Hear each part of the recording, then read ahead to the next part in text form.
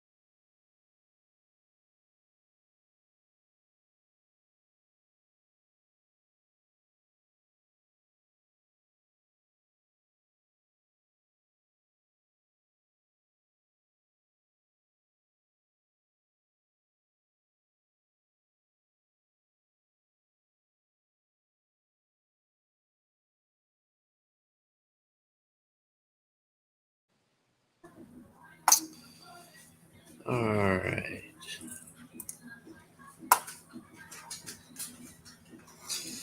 Welcome to the TD Report. What up, Jody?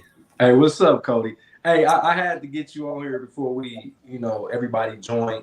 I want everybody that is joined to want to thank you guys for joining into the TD Report. But I want to talk to you, Cody, because we're talking about the Miami Heat and the Denver Nuggets. Of course, the Denver Nuggets are the NBA champions.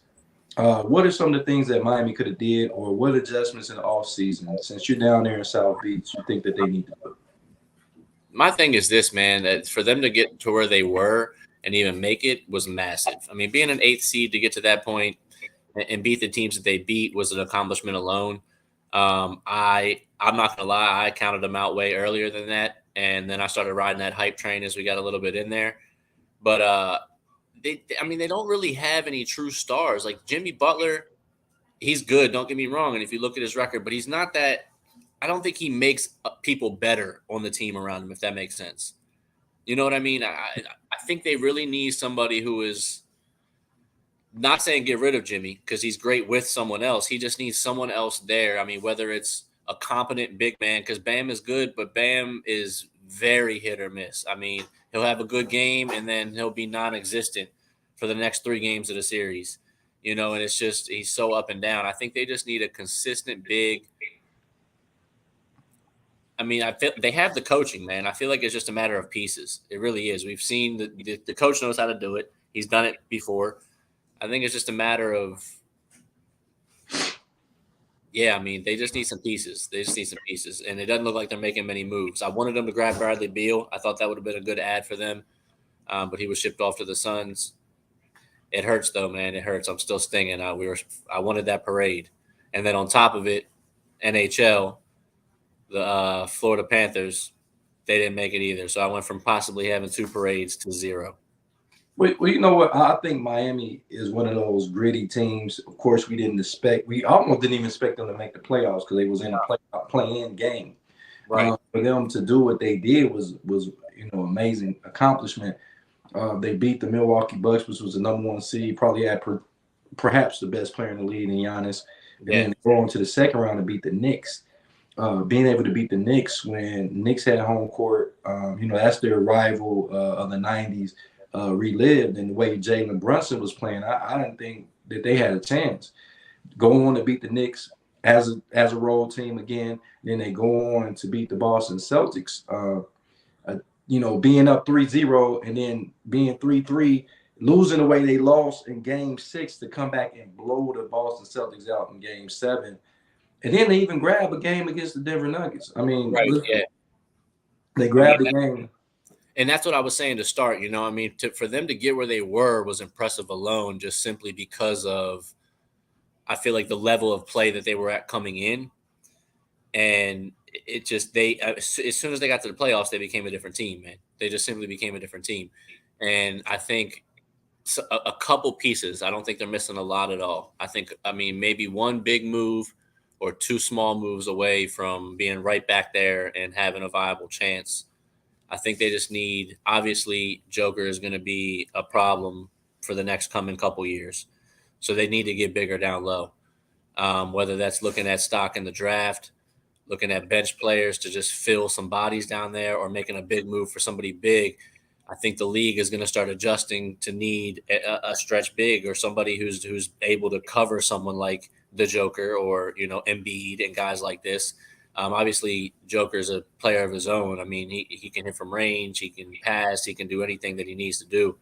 But I think that's something that these teams who are poised for playoff runs need to be focused on, is just like we saw in this entire run here all the way through the championship. Unless you can stop that, man, you ain't winning. And, Miami did it with their second leading scorer, Tyler Hero, being out all pretty much 90% of the playoffs because he played a few games. I think he got hurt in game 1 or 2. Yeah, he broke his hand game 1. So, but yeah. Switching gears a little bit to Denver, we got to give respect to what Denver's going to do. And then Denver made another move where they have the Indiana's draft pick, the 29, which we know Denver is a team that don't need much. They just won it. And now they have a potential, because this draft here that we're about to talk about has a lot of players that can be very good role players. And my wild card for the Denver Nuggets at that 29th pick is Amani Bates, the guy that transferred from Memphis. He was ranked the number 1 player in the country when he went to Memphis, and he went to Eastern Michigan, had averaged 19 points a game. He's 6'9". He's 190 pounds, can shoot in college he didn't do well. He only shot 40% from the field, and he only shot 33% from the three-point line. But, of course, we know that can be increased. Yeah, exactly. So if he went to Denver, Cody, man, we could be looking at back-to-back. See, I mean, and I strongly feel, and I say it a lot even with NFL, but almost even in basketball more, that there's a lot of talent that not necessarily gets wasted, but gets buried or not ever even really seen, that could have the potential to be starters all the time. And I think there's also a lot of garbage that's in the league that probably shouldn't really be in there. And I think there's a lot of pieces in this draft that could help a ton of teams if they draft correctly. And there's some teams right now that are making big moves. I mean, the Wizards have obviously imploded, and they're looking at almost like a full rebuild at this point. But they just made some moves. They got Kristaps up out of there. They got Bradley Beal up out of there. They're collecting some picks. They're collecting some assets, some depth players, and they could be poised to make a good move too. So, I mean, it's just kind of dependent on how these teams want to attack it this year. Look, let's talk about the Wizards for a minute, because before they made the move by trading Chris Paul to get Jordan Poole, I was about to say they had probably the worst roster in NBA history. But now that I'm looking at it from a more practical standpoint, if they, I know Kyle Kuzma. The thing about this, Kyle Kuzma did say that he didn't want, but I think if you sign back Kyle Kuzma, you bring in Jordan Poole, they got the number 8 pick. I like the twin, not a man, but a shooter. Right. Yeah. You can get him, Thompson, and you throw Jordan Poole, and you got Kyle Kuzma. To be honest, I mean, it ain't that could really be better than what we're thinking. And sometimes you get better by elimination. And Kristaps really hasn't fit in with anybody but the Knicks. He was a solid player for the Knicks. He didn't do really well with Dallas. He didn't do really well with the Wizards. He has problem with health, and you got him out of there. And his ticket, his price tag. So really, we a lot of people are saying, what are the Wizards doing? I know a lot of Wizard fans are saying, like, we need to give the team back to Baltimore or something. No, they're building. I believe that Jordan Poole, still young, I think that he getting out the shadows of Steph Curry and Klay Thompson, and Draymond Green, he can start his own. Legacy. He can get more shots. And Kyle Kuzma is hunting shots. Kyle Kuzma already has a championship. And then you bring a rookie in there, and you could potentially be looking at a big three. Not the big three we see in Phoenix, but a big three that can win. Similar fashion, absolutely. I mean, it's the Wizards, I feel like, have been making bad decisions for a very long time. So it's a big question mark at this point if they're going to move the right way. But from what I've seen so far, I'm not too angry at it. I mean, obviously, I didn't want to see Beal go, but in order to get better, man, you gotta pay some money. You know, you gotta spend money to make money, and that's what they did there by getting rid of both of them guys. Is they spent some money, so they got a good return with some picks. They got some good bench players. They had some depth because that was another problem that they weren't really hitting too hard on is some depth. And now all they need is really just another. They can make a big move. I mean, they got what they need to make a big move too for somebody big. But it depends if they do that or they want to look towards the draft and just really focus on building young. But yeah, man, I think the Wizards should build young. I think that, I mean, it's not, I mean, you got to look, because the teams that's building young right now that's going to be a problem in the next year or two is the Detroit Pistons in the Eastern Conference. They're really, and then they get the right head coach. That might be the issue with the Wizards getting the right. Detroit went and got Monty Williams. So when you get Monty Williams, a guy that showed he can take a team that Phoenix, who hadn't been in the playoffs in 13 seasons, right. All of a sudden he makes them a perennial championship caliber team with pretty practically the same team. They did better without KD. Yeah, you know, I mean, they did better. Now they got Bradley Beal to boot is perfect. Let me see what's up here. But I think the Wizards getting Bradley Beal out of there was the best thing because Bradley Beal is 31 years old. All right. He's saying that they're ready, so let me bring them in. There they go. Gentlemen.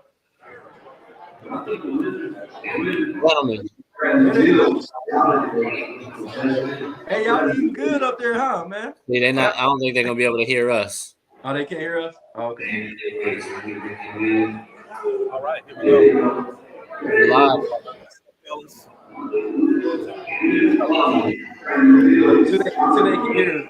But I think with Bradley Beal moving on, that might have been the best thing for the Wizards because Bradley Beal is one of those guys that's a high volume scorer, but he really doesn't. That 29, 30 points doesn't add to. What is this?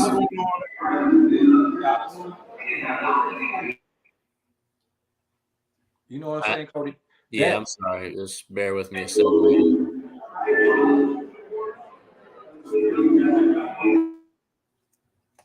All right, yeah. I think when Bradley Beal, he reminds me a lot of when Corey Maggette was in the league. Remember Corey Maggette would put you 23, 24 points a game, but they were always getting blown out when he was with Golden State. And I just think that Bradley Beal is a player that's not a number 1 or number 2 option. He's coming to be the number 3 option. I think that's going to be perfect in Phoenix. Oh, yeah. I mean, I think he's always been a great number 2. And what's up, man? Yeah. Wrap him up for a minute, Jody. All right. Hey, so we're getting ready to get started, everybody. You see that we got our crew on there. We got Dave in the middle. We got Dev, Mason, POV Sports, and we got Tony Massenburg. They will be correctly introduced in a moment. Tony Massenburg, NBA champion of my San Antonio Spurs. Had a long 13-year career as well as being a Maryland Terrapin from the D.C. area, man. Amazing ball player, and he's going to give us his expert analysis on the draft. I'm Jody Coleman, the Midwest reporter, giving it to you live from the Midwest. And they look like they eating real good. If y'all can see them on here, look, I was at Tom's Watch Bar this past weekend. In the last and they eating really good up there. They got some Bradley Beal goes to the Suns for Chris honey barbecue wings, man. It's just amazing, man. Tom's Watch Bar is amazing. The food is amazing. The organization is amazing. I like the growth, what they're trying to do, and they're going nationwide. So right now you can kind of hear them now. They're also discussing the NBA draft. This draft here is a draft that's going to address a lot of needs, not on the starting 5, but if you look at a lot of teams in the league, they lack depth. A lot of teams, you lose one player, you should not, like when Miami lost Tyler Hero, that's exactly how your team should respond and be able to still continue to play better. You shouldn't lose one player and all of a sudden you a lottery team. And that's what these guys in this particular draft, I think, can do. And this is an underrated draft because everybody's looking for the LeBrons, the Michael Jordans, and Kobe Bryants. But Can you hear them? I can hear them. Yeah. I don't know. Fellas, can y'all hear us? They can't hear us. There is another formula here to have a great product on the floor, and that formula they can't hear us. So I've been talking the whole time. Gentlemen, can y'all hear us? Hello, hello. No, they can't hear us. You may not be guys that you recognize as stars, but if you put the right chemistry together, again, this is NBA talent. It's not top tier. Yeah. Like you can hear Tony Massenburg right now. He's discussing the draft right now, breaking it down. That's what's going to happen. But I'm saying that you can have a product on the floor that goes out and plays hard every night because you got a young core group of hungry guys who want to play and who want to win. Thank you, Tony. That's great stuff. I'm going to go to Devon next. Devon, what does this change with Bradley Beal moving on, pretend, as far as the culture of the Washington Wizards going forward? Is it going to be a less hierarchical culture? They're going to make it more of a team type of like Tony said, it's a fresh start. This team pretty much since 2016-17 when Wall broke his hand, I believe, against the Hawks, when they probably would have been in the Eastern Conference Finals against the Cavaliers that year. It's a good team. Even LeBron and the Cavaliers said that was a better matchup. The Hawks were a better matchup than the Wizards, who had beaten them 2 out of 3 times that year. And LeBron said that would have been a hell of a series for us. We were happy that not that he broke his hand, but that the Hawks came through. We knew we matched up better with the Hawks. Don't forget, at that time, the Wizards had Paul Pierce, Bradley Beal, Trevor Ariza, Marcin Gortat. They had guys. That would have been a problem. You know, and the year before, 2 years earlier, they lost in 6 games to Indiana with Paul George and Roy Hibbert, David West, and all them guys. So the Wizards had teams. And like Tony stated, it's time to rebuild. You just can't go any further with Bradley Beal as your best player. You know? I think they did the best they could with what they Yes. had. Yes. Now you're going to be bringing in younger guys like to maybe step into a role here. Jordan Poole, Yes. will allow Jordan Poole Yes. to get him, let's be honest, to get away from the Warriors situation that he was in and give him a chance to maybe shine here. And sometimes some of these guys just need a fresh start. Bradley Beal's going to be all right, Wizards fans. Don't worry about it. Don't worry He is about going Brad. to an established. He's going to go to an established contending team with 2 superstars on it already, with Cookbook and KD. The key for them is going to be very similar to what the Miami Heat had when they brought in Chris Bosh and LeBron James to go with Wade. Is how they fit all those pieces together. Thanks, TK. And they still have DeAndre Ayton, who they haven't gotten rid of at center. You know, they still have Ayton at center. Yeah. They still have they have 4 guys that are making max money, I believe, on that roster now. So that team is top heavy. Not a whole lot on the bench and a lot of reserves that they can really trust right now. But as you guys stated, they'll be around because they got stars. They're star power. Well, the one thing I think people are missing, they keep talking about Phoenix not having a playmaker. Well, let's not forget, when John Wall got hurt, Bradley Beal ran the point and expanded his game and did some things on the ball that we weren't sure he could do. We weren't sure that he could be a quote-unquote setup guy. But he proved to do that, and that added to his value as a player. Okay. Good point. Everybody here at Tom's Watch Bar. I'm your host, David Combs, here with the TD Report. I want to thank you guys for joining us here. We're going to get the energy up to pick us in for the San Antonio Spurs. We'll be waiting for that in 1 second. We're going to pass the microphone back and forth. Okay. That's how we're going to do it. Okay. We're going to let this pick come in, and then we'll Tony knew it was winning. hear it comes. Been that for months. So we already knew if they got the first 2 players. We knew it. Old school jackets.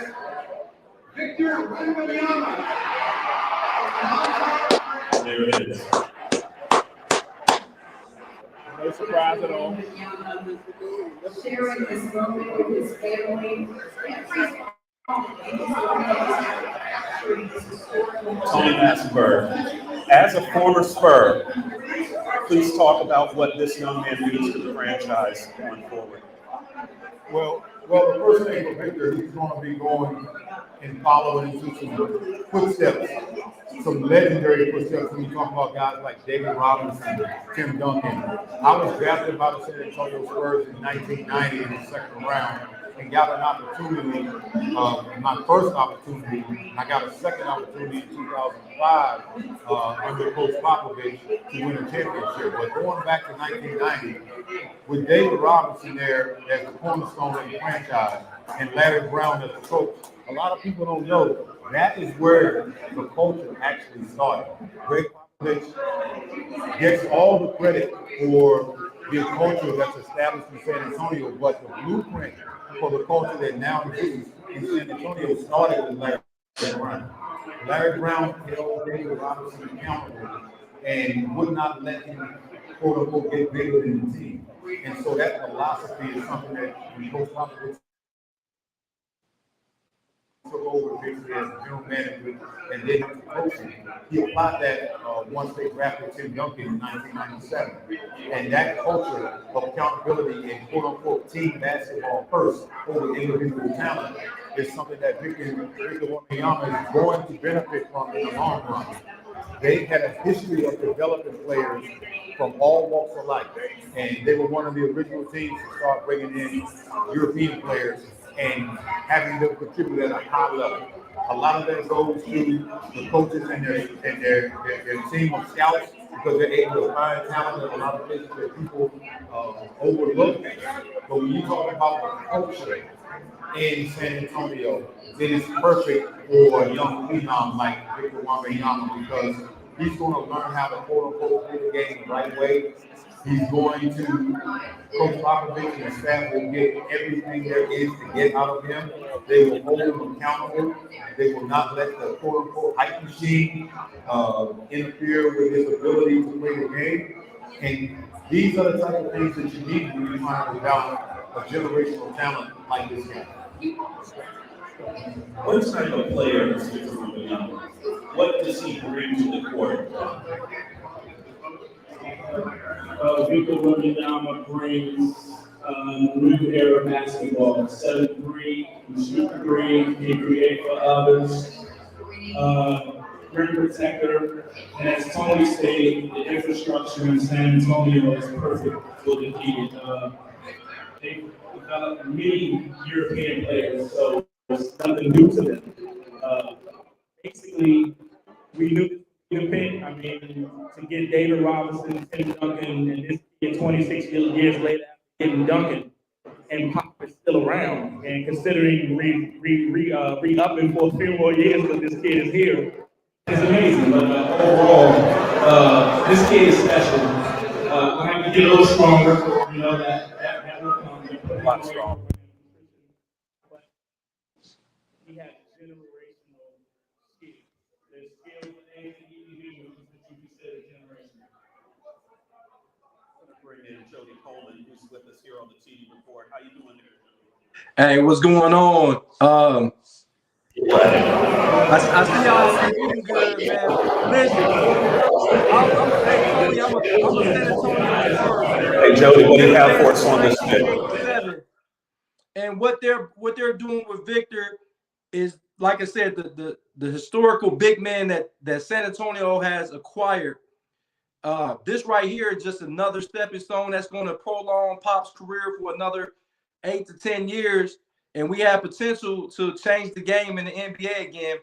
And more players will want to come and play with San Antonio because we have a player at this caliber, and he could be the face of the NBA in the next 5 years.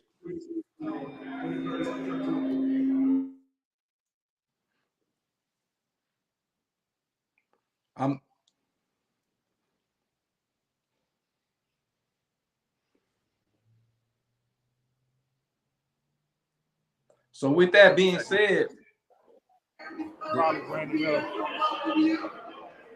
Brandon Miller. Thanks for that, Jody. Thanks, Jody.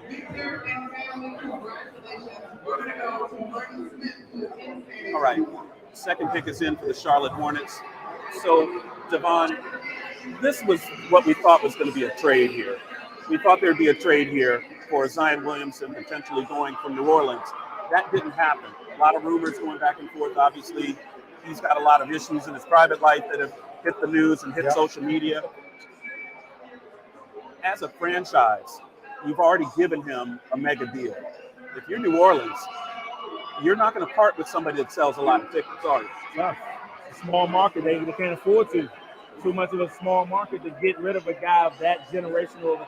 The kid is averaging 27 and 11 when he plays. He's only played 114 games, but 27 points and like 11 rebounds a game, that's tough to get rid of.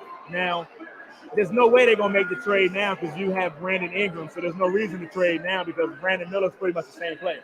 Right. So I see no reason to – I just don't know what they're going to do. I don't know. Zion, I believe they're going to try to figure it out with him. I mean, the kid is just too good to give up on that fast. I know he's got some things he's got to get worked out, and, you know, he needs to take the advice of C.J. McCollum, a veteran, been there, been around the league a while, listen to these guys, and he needs to follow the Brandon Ingram model. Even though he was a young player, you don't hear about him in the news. Right. He does his work and goes home. Yep. That's what he does. And Tony, let's talk about the efficiency that this young man brings to the court. He doesn't look like a typical basketball player. His body type is very unique, like a young Charles Barkley when he came into the league, similar. Well, but he plays basketball. He absolutely plays basketball. Listen, there is no questioning how effective he is when he's on the court. But I had a huge question mark on draft night about Zion Williams. And my question mark was, can this body stand up to an 82-game season? That was my question mark. And I used Charles Barkley as an example. You guys know I'm from 15 minutes south of Petersburg where Moses Malone grew up. I remember the conversation when I saw an interview with Charles Barkley when he said that Moses Malone, you know, was his mentor. And one of the things that Moses told him his first year in the league, when Chuck asked him, what can I do to get better as a player? And Moses, being Moses, told him, said, you got two things going wrong for you right now. You're lazy and you're fat. And that's Moses. And I'm not saying that that's the situation with Zion.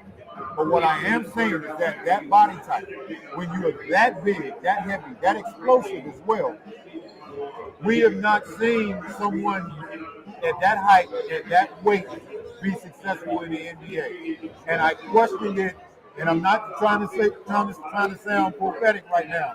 But what I am saying is that because I played the game for 15 years, and I've played against all different types of guys, and I've never seen anything like Zion. So I was curious, but I had serious questions marks as to whether or not his body would be able to stand up. What is going to be required is he's going to have to do what Charles Barkley did. It's going to be a diet change. It's going to be a regimen change. It's going to have to come up here as far as his focus and his mentality. And how much does the game really mean to you? A lifestyle change. A lifestyle change.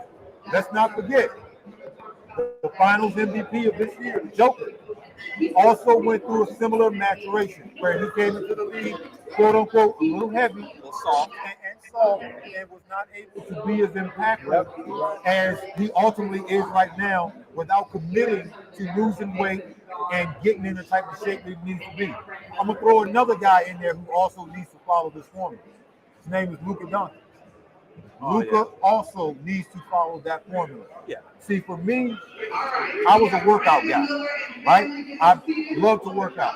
So I put a lot of emphasis on taking care of your body, making sure that you're able to get through an NBA season and determine what's your optimum playing weight. And that's for me. I've never had a weight problem. But I saw enough guys and I talked to enough vets to know that there is a playing weight for everybody. And you have to figure out what that is. And until Zion does that, figures out where's that sweet spot where you can continue to be strong, where you continue to be explosive, but your body can also hold up to the rigors of the NBA. Until he commits to that, because that's bigger for him than it is for a lot of guys in the NBA, I don't know if we're going to see the true version of who he can be on a nightly basis. Thanks, Tony. Now, as we were talking, Charlotte Hornets picked up Brandon Miller from University of Alabama. Yes, sir. You've been watching this guy for a little while, and you're smiling. You like him. I can tell. You like his game. You like how he fits the pro game. What can he do for the Charlotte Hornets? How is he going to match up or fit in with what they have right now? He's a great fit because they have P.J. Washington. They have Miles Bridges, who are basically stretch fours, stretch five kind of guys. And, you know, this kid is a legit small forward, 6'8", 6'9", a very smooth floor game, very cerebral, a much better passer than people think about. He became a much better passer throughout the year at Alabama. But the thing that no one's talking about, that kid plays defense. He gets after it defensively. He blocks shots. He contests. And a lot of his game is very reminiscent of Paul George. He said Paul George was his GOAT the other day. So, you know, everybody thought it's a joke. That's who he grew up idolizing. He built like him. He has the ball handling skills like him. He has this kind of slow but fast enough for his pace. You can't speed him up like you can't speed Paul George up. They play at their pace. They're going to get to their spots and get their shots. It's a great fit for LaMelo Ball, who needs some pieces down there to, you know, the Hornets have talent, and maybe Michael Jordan selling will be good. I love him as a player, but he has not done a great job. The owner has not been a good situation. And so maybe then and things kind of turn around because they don't have a really bad roster. They just don't have a lot of veteran leadership to kind of bring guys, you know, to the forefront. But this kid here, great pick by the Hornets. Great pick. Now, as we get ready to move to the third pick, the pick is in. We need to bring in Jody on this. Jody, we've got the Trailblazers picking third. Who do you have going third to the Trailblazers? I got Scoop Henderson going third to the Trailblazers. I think Scoop Henderson, I know that they got a lead guard in Dame Lillard, and I know they got the other kid. But I think that Scoop Henderson is a generational guy that they can go with. They can go with three type of guards. They can go three guards. Scoop Henderson is going to be explosive. We know he struggled shooting the jump shot, but I think that Jason Kidd couldn't shoot when he came into the league. So I think he can develop a three-point shot. He can create on his own. He's extremely explosive. He's only about 18, 19 years of age. I like him going to Portland. And if he does go to Portland, we can see Dame Lillard being moved. If not this year, maybe next year.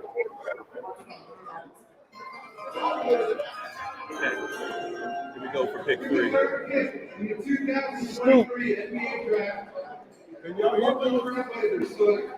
Scoop Henderson. And that tells me something about that pick right there. That they're going to try to trade Damian Lillard at some point. Because Or they may try to trade him. True. You're right. You're right, Tony. You're right. Trade Scoop. Yep. Try to get back. Yeah. Thanks, Jody. Okay. Now, so with Scoot Henderson here going to the Trailblazers, it brings us to an interesting part of the draft. Houston Rockets. That was a really interesting team to me this year. What were they doing? I don't know what they were trying to do. Well, first of all, Steven Silas. Right. Took the job. He had James Harden and Russell Westbrook working him out. Harden didn't want to be there. Kind of left him hanging. Then you get Jalen Green and Kevin Porter Jr., who are talented but selfish right now. You get Jabari Smith, who's not selfish and doesn't touch the ball for 7-8 possessions at a time. Then you have Alperen Sengun, who is a lot like the Joker skill set wise. He touches the ball every 10 possessions. So you got to get a point guard. Ime Udoka is a great pickup as the head coach. He's going to bring a culture, organized. He's going to bring discipline, and they're going to play defense down there. They're going. If you don't play defense, you're going to be on the court. Right. I think for them to go to the next level, they got to take Amen Thompson, the point guard. Okay. 6'7" point guard that is going to distribute the ball and make everyone around him better. Okay. Now, is he ready to play right away? Maybe not. He'll probably be a backup at first, but you'll see the skill set is there to be the guy. I think that's who you take at the fourth pick. But they have parts. They need a guy, like you said, the organizer. They need a guy that's going to bring discipline. There was no discipline there last year. None. You had guys. Yeah, I saw a game with Kevin Porter was Steph Curry trying to fight him. So Curry goes off and goes for 40 points. And I'm like, you don't realize that guy wasn't even trying to play hard tonight, and you got her pissed off. That's a veteran got to say, hey, man, don't poke the bear. Let the bear be, you know? But one thing that Udoka will bring to Houston is a culture. Because they don't have one right now. And basically your two superstars are teenagers. Yes. So when you have young superstars who don't have vets on the team that they respect, that can hold them accountable, then things start to run amok. You can't blame young guys a lot of times for what they don't know. If they haven't seen a blueprint for it, if it's not coming from someone that they respect, then ultimately they're going to go off on their own. And that can have disastrous results a lot of times. Team doesn't produce at the level that it should. They don't respect the coach and the culture and the fact that they're in the league the way that they should. So you need veterans to help young guys establish this. That's how you get the most out of it. And at the end of the day, everything that you're saying from a basketball perspective is absolutely correct. But it all starts with the culture. Because if you don't have that, that's the blueprint, that's the glue to hold it all together. And a coach like Udoka will be able to hopefully establish that with these young guys. Tony, both you and Javon talked about being a professional and the difference between being a college player and being a professional basketball player. Yep. There is a huge gap between those two. Yep. And you've got things in place like the D League or the G League that's trying to teach these guys how to do that, and the two-way players. But these guys that are getting drafted today, this high in the draft, they're expected to be able to come in and become professionals. And that operational tempo, that learning curve, has got to be steep. It is steep. And what people don't tend to understand when you look at the way the league is going right now, it's going toward European players. When you look at the top 10 players in the league, considerable amount of them are foreigners outside the U.S. And part of the reason why, guys like Embiid, guys like the Joker, guys like Luka, guys like Giannis can come to the U.S. and come to the NBA and start to experience success quicker at a younger age is because they're better prepared from a professional standpoint. They have been in a grown man's world playing in their respective countries as professionals since they were 15, 16 years old, some of them. And you look at guys who are born and raised in the United States, it's not the same path. And a lot of times when you go from high school to 1 year of college and then to the pros, from a mental standpoint, you're not prepared and you're not ready. But when you have, and even the G League to a certain degree, the G League prepares guys better than, say, college, because you are making money, you are responsible for, your actions and your behavior, and you are getting paid, but you're not getting paid on the level that you get paid in the NBA. Of course not. Because those contracts change everything. So until we get to the place where these younger guys can more or less get better schooling, and I say schooling meaning schooling of life, not the schooling of basketball, because they know how to play basketball. They got to learn the game, the pro game. Yes. But the mentality that comes with being a pro, that is what helps narrow that curve a little bit for U.S. players. And that's the biggest reason why you see that players from outside this country typically don't struggle with some of the things that players from this country do, because they're better prepared from a professional standpoint, because a lot of them have 2-3 years sometimes to play for their respective country as a professional, and by the time they're eligible to be drafted in the NBA, they're quote-unquote NBA ready. Good stuff. Tony Parker, when he got to the NBA, he had been on the played in the French national team. Yep. He had been a professional for what, since he was 17? Yes. Something like that? Yes, 17. So there's no newness to it. There's no learning curve for him because he had already experienced that. It's just basketball. When you look at the college programs here in the United States, I'll give John Calipari a lot of credit. His guys tend to come into the league a little more pro-ready, not necessarily just for the basketball piece, but for pretty much everything else that goes along with it. And They've been in a hype-filled environment. They've been in a permissive environment where they are exalted and put on a pedestal. For them, becoming a pro, it's not that much different to them. No, and part of the reason for them being able to make good adjustments coming from Kentucky is because those players have the benefit of playing for an NBA coach.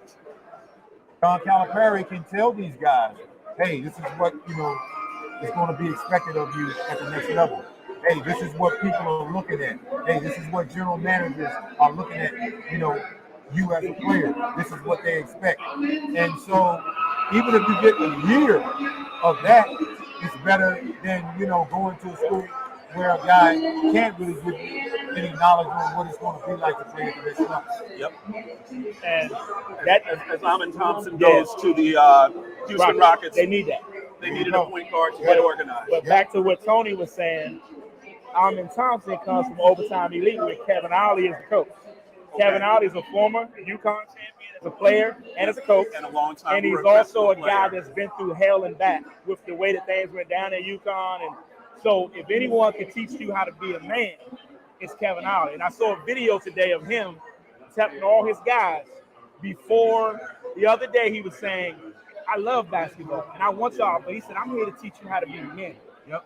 So for this kid and his brother to be under that kind of tutelage for the last 2 years, preparing for this night, that lets me know that they're probably further along than a lot of guys that are going to probably have their names called. Yep. So and a guy like Kevin Ollie, much like John Calipari, because he actually played in the league, he understands even from a player perspective. And again, any tutelage that you can get from whether it be a guy who played like Kevin Ollie or someone who coached like John Calipari, it's all preparation for the next level. And that's how guys from the United States can truly benefit and sort of, like you say, narrow that curve a little bit, because the mentality and the approach literally is half the game. There's the ability to play the game is one thing, but the ability to be a professional is just as important as what you do on the court. As we move to Detroit with the 5th pick, Detroit didn't expect to be in this position. Brought in a great rookie last year, Cade Cunningham, who I thought was an excellent player. Didn't necessarily do the things as a franchise that they expected to do. Yep. They're back in the 5th spot this time.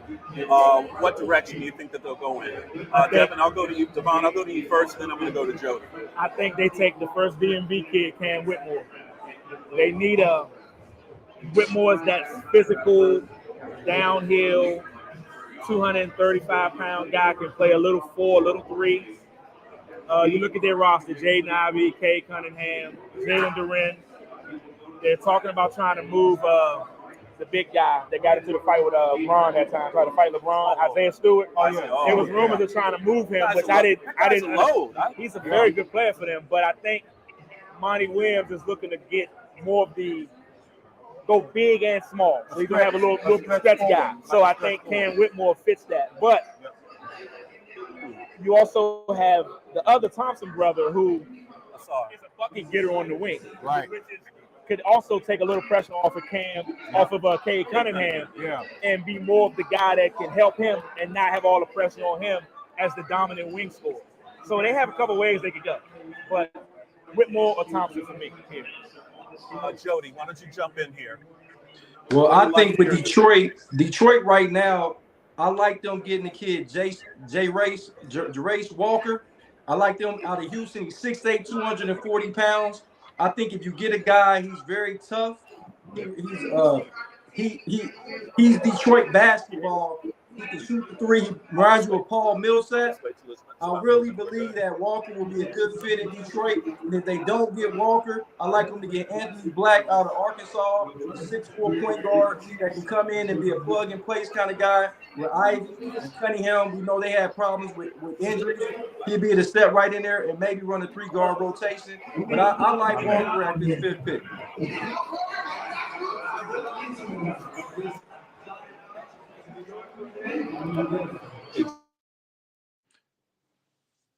Yeah, I like Walker out of Houston with the 5th pick for Detroit. And Detroit picking will already be through 5 picks. It's not even 840. These teams are kind of moving it a little bit. Oh yeah, because they know what they want. But I think we're going to see something a little further down. I've got the Washington Wizards down here at 8, so we'll be sitting there picking a few minutes, about 20 minutes. Thanks, Jody. So we've talked about the Detroit Pistons. Let's keep things kind of going here. When you look at learning curve coming in, because this is basically an entry draft, it's doing when they get a hold of it. You've been drafted, you got your hat. What's the next step? Someone from the team obviously reaches out to you and gets you going through your people. You're going to get connected with the coaches. They're going to set you up to play summer league because, first of all, that's the next phase because they want to see you in live action against, other prospective free agents.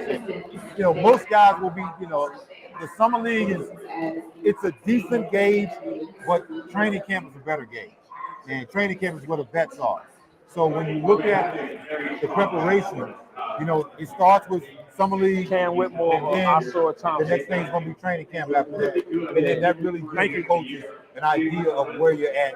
And then they just look to continue to develop and watch and see what you can pick up and how much you're going to be able to contribute by the time the season starts. It's what, 1990? 1990. You came out of school. What's the difference as opposed to how things were in your era? Well, that part of it hasn't really changed that much. Okay. When I was drafted by the Spurs, I got a call from Coach Popovich. That's what I expected. I got a call from Coach Popovich to tell me to get ready for Summer League, which is about 2 weeks away from the night that I got drafted. Got all 5 of them. Same with these kids. So I was clearly excited about that.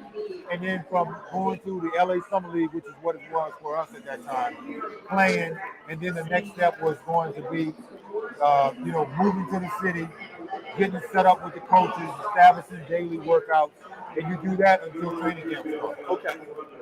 As Asar Thompson gets picked up, shooting guard, overtime elite, his brother was picked up at before 4-5. And I think, like Tony stated, sure, when you hear them talk, you can tell the you can like when UConn won that championship with Boatwright Napier, they sounded older than they were because of how he coached them. Right. Oh yeah. I heard these dudes talking. I'm like, maturity about them that teams are going to want right away because you can, as Tony stated, they got things they got to learn, but the learning curve isn't going to be as steep for them. Right. Coachable, and they've been learning a lot of what the NBA is already about anyway because of how the system that he ran was a lot like the systems they're going to. The Rockets and the Pistons system, if you watch an overtime elite game, it looks a lot like what they did. Yep. It's perfect fit for both guys. And one thing I have watched when I did watch Overtime Elite, they swing the basketball. Yes, they do. They move get the ball going from side to side. They move the ball. They use the top of the key, but they do get the ball over to the wings, and they can get it over to the other side. The ball does not stick. The ball does not stick at that level. No, they're not ball stoppers on that team. No. If that's what they're going to try to do in Detroit with a skilled scorer in Cade Cunningham, who just needs a little bit of room. Jaden Ivey needs some room. Jaden Ivey, athleticism. Those guys need some room. So they've got some nice little pieces there in Detroit as the Eastern Conference starts to pick up young talent in multiple drafts. We're going to start to see the balance of power. It's going to take time. Eventually start to shift to the East because all these draft choices some of these Eastern Conference teams have had over the past 5 to 7 years, they've got to crystallize at some point. I think with the Pistons, as much as we like Cade Cunningham and Ivy, and you might agree, Tony, the key to them is Jalen Duren. Jalen Duren has the whole. He's what we thought Harry Giles would be. Okay. Yeah. Giles, from the guy that's supposed to be Chris Webber Jr. that couldn't stay healthy. Yes. Duren has that whole package: shot blocking, athleticism, can make jump shots, plays within in himself, physically. And let's not forget this: from an NBA perspective, the major developmental years are from year 1 to year 3. By that third year, you should see improvement from what you saw on the first day. Okay. And some guys make a jump from here to here. Some guys make a jump from here to there. Elite. So, but you have to be patient. You know, like when you see these guys their first year, this is not a lot of times who they're going to be by the time you get to year 4, year 5. At that point, you pretty much know what you got. But those first 3 years in particular are really crucial from a developmental standpoint. With the 6th pick, the Orlando Magic are in an interesting situation. Paolo Banchero had a very good rookie year. I like the way he plays basketball. They got the 6th pick in the draft. They have a chance to put a pretty good player alongside that and put themselves in a position to have a good young team in a developing Eastern Conference. What do you think? Where do you think they go here? Call me crazy, they won't do it, but they need a shooter. I agree. Jordan Hawkins is sitting right there. Yeah. Grady Dick is sitting right there. Yep. Now, they're probably going to end up taking maybe Hendricks from Central Florida, or I see Cam Whitmore falling, but they need a knockdown shooter. They have a lot of scorers, but they don't have a guy. If Paolo Banchero is your best three-point shooter, that's not good. No, it's not. And he's not a bad three-point shooter, but you need a guy that is specialized in knocking down with all the penetration you get from Cole Anthony and Jalen Suggs and Banchero providing double teams. And you got to have a shooter on that roster. I absolutely agree. Jordan Hawkins or Grady Dick, for me, if you're going to give Jamal, the coach, Jamal, I can't think of his last name. I love him, young guy. He needs that. Give him a guy that can make a shot. Because if you look at their team last year, they lost 33 games by 7 points or less. That means they were 2 or 3 shots a game from having, you win half of them, you're the play-in. Yeah. You know what I mean? You're the play-in. Absolutely. So, I totally agree with you on that. Here comes the 6th pick, guys.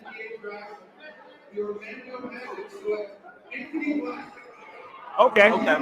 So that must mean they're going to trade Suggs or Cole Anthony because they only are point guards. Right. Somebody's on the trading block as we Or, I speak. tell you what, or could actually move Cole off the ball a little bit. True. You could move him off the ball. True. This kid is a 6'7" point guard. And he's a great defender. And he's a great defender. Great defender. So I don't know. I like Cole Anthony as a point, but he's a always wing? he's Think he's a always wing? been Bit of a yeah, wing? he's always been a little bit of a combo Between He's kind of a tweener. You know, and yeah, he's definitely a point, but he's also a point that I think can catch and shoot. Okay. So Good point. Very good point. you know, remember, let's think it's not the NBA. Yeah, but Tony was just stating that you could play Suggs and Cole Anthony off the ball with him because that kid is going to be the point guard. Yeah. He's going to have the ball. That kid plays point. That kid is dynamite. Yeah, he's good. 6'7", and he will straight put you in a straight jacket on defense. Who? Oh, well. Yeah, but they're Yeah, going but to. Markel's he comes off the bench sometimes. Yeah. You can't have enough guards into the NBA. No, not right now. You can't. Yep. Now, ultimately, I'm going to go with Cole Anthony at the point and let this kid play off the ball. But if you got them in the backcourt, you don't have a quote-unquote Chris Paul type point guard. True. Either one of these guys can Run the show. Yes. So that's where the advantage comes in. So, and you can play with Cole Anthony, and your backcourt won't be small. And you still got Suggs. And you got Forbes. There you go. So you have 4 good guards, 4 young, athletic guards that are interchangeable. Right. They all can give you different things. And this kid can also play small forward. Yes, he can. He's 6'7". He got length. That kid tough. Now that brings us down to pick number 7 with the Indiana Pacers. Obviously, as a franchise, they've gone through a lot of upheaval. Yeah. Just a few years ago, they were trying to get Victor Oladipo to sign a big deal to stay. Didn't do that. He's gone. Yeah. He passed on that deal. Look, money's money. Yeah. Whatever. I don't want to look. I don't want to watch anybody's pockets. No. I would have taken that money, but I get it. The thing is, they bring in Malcolm Brogdon. Doesn't work out with Brogdon there. Brogdon has now moved on. Right. He's in Boston. Right. Where does the Indiana Pacers go from here? And let's not forget they went away from Buddy Hield as well. Yeah. Buddy Hield. Another shooter. Another shooter. They got Buddy Hield. They got Miles Turner, who always in trade talks. Right. You still got the kid from Maryland, Smith, Yeah. who's a very talented player. Sticks. Yep. But you got Halliburton. Yep. Yep. Tyrese Halliburton is a good young player. Okay. A guy that I thought that the Washington Wizards should I have love targeted Halliburton. in the draft. They should have probably got him. I think the Matrix jump shot scared people the way he shoots it like Sean Marion, but it's effective. Yeah. It's effective. So I like that comp. It's effective, you know. So for me, Indiana needs. They're not far off. They have talent. They need Rick Carlisle's going to get them to play defense. That's something he's going to get done in year 2. They didn't play a lot of it last year, but for him, you play defense. So they need an athletic big. Another athletic big wouldn't be bad because as much as I like Miles Turner, he gets into foul trouble. Yep. He's a great shot blocker, but he tries to block everything, and that picks up fouls. So Smith off the bench or as the other guy, to me, is better suited as Turner's backup. You can take a Taylor Hendricks right here. Yep. You can go a few ways. You can get another shoot. You got Buddy Hield knocking in shots consistently. You know, Halliburton can shoot it, but he's better as a shot creator. Yeah. So, you know what I'm saying? Indiana's kind of in a good spot. They can go a lot of ways. I don't think there is a particular quote-unquote guy that they necessarily are looking at. I think they're going to go for what they perceive to be the best fit and the best player left on the board right now. Right. And, you know, again, you mentioned it, Cam Whitmore, you know, Grady Dick. I think that may be a little bit high for him, but I can certainly see him being a guy that will fit into what they're looking to do because he can shoot the basketball. Walker from Houston. Maybe. Stretch 4. Exactly. Yeah, Jarrett Walker. Yep.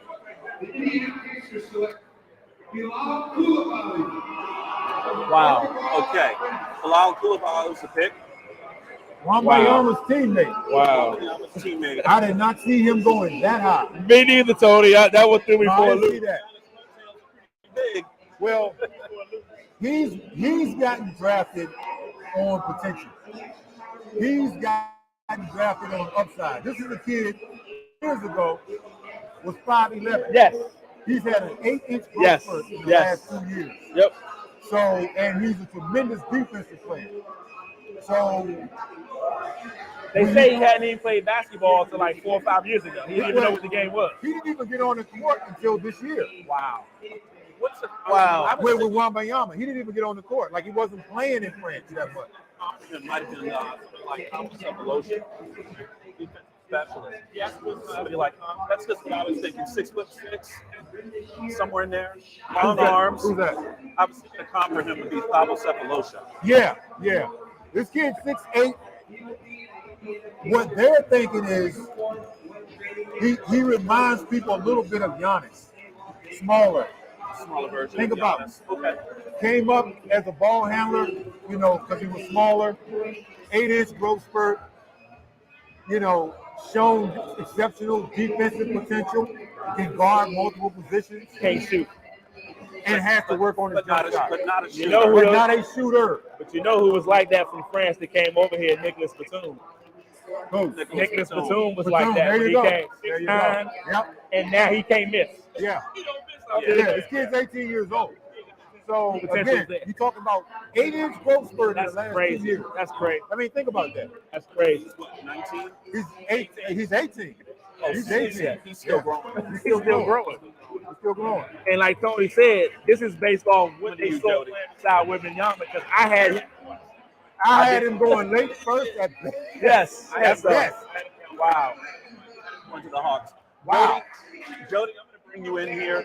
Washington Wizards are now on the clock. What are you thinking here after all of the upheaval that's going on with the Wizards, changing their roster, transforming the roster? Where do you think they go here at number 8?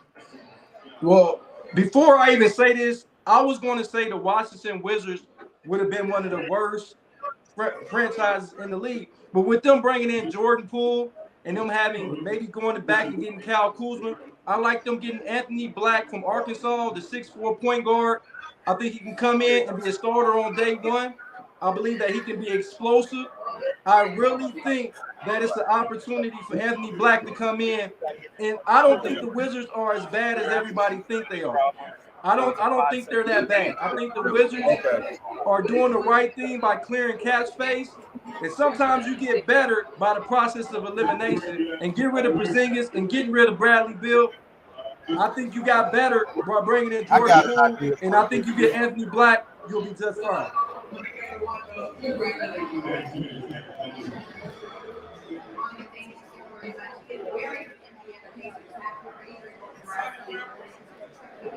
Thanks, Jody. What he say? Looks like the pick is in. Maybe they go Cam Whitmore. That's what I'm thinking. Yeah, I mean, Either him, DC kid, you Local know, guy. Jarris Walker. I mean, That'll they sell some like tickets. Tony said, they need everything. Yeah. So they have no preference really. Taylor Hendricks. Yep. Yep. Would they dare go Jordan Hawkins here? Yes, that's a possibility. I think that is because he's probably the best shooter. Would they dare? They just traded him to the Wizards. Kukumalala just got traded to the Wizards. Oh my God. The Wizards just took him.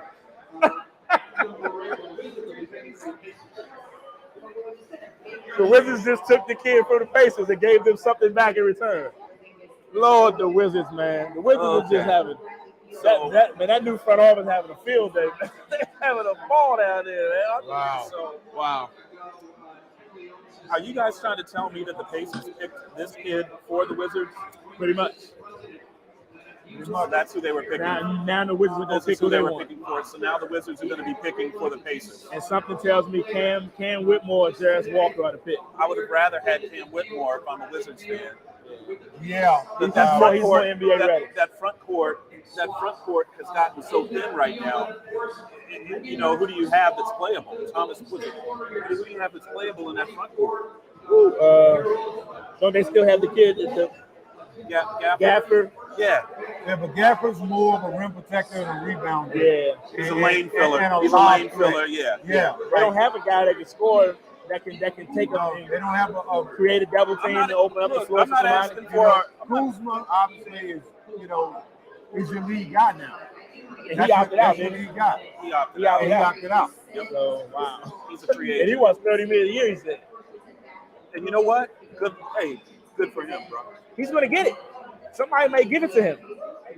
That's what the going rate is for a guy that can do what he can do at 6'9".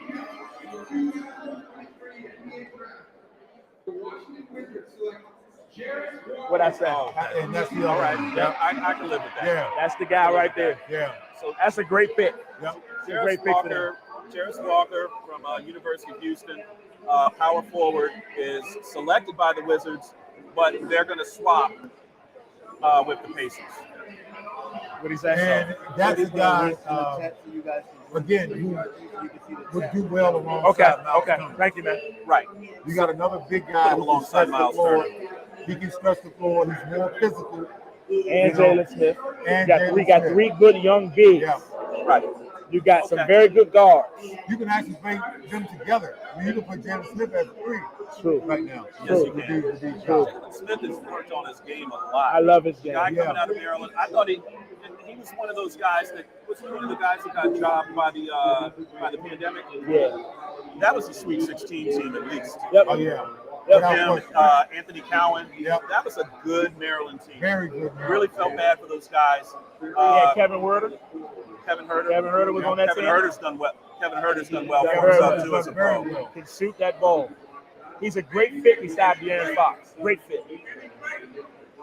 Who, Jarris Walker? They traded. The Wizards didn't get him. The Wizards got the guy before him. They drafted for each other. Yeah.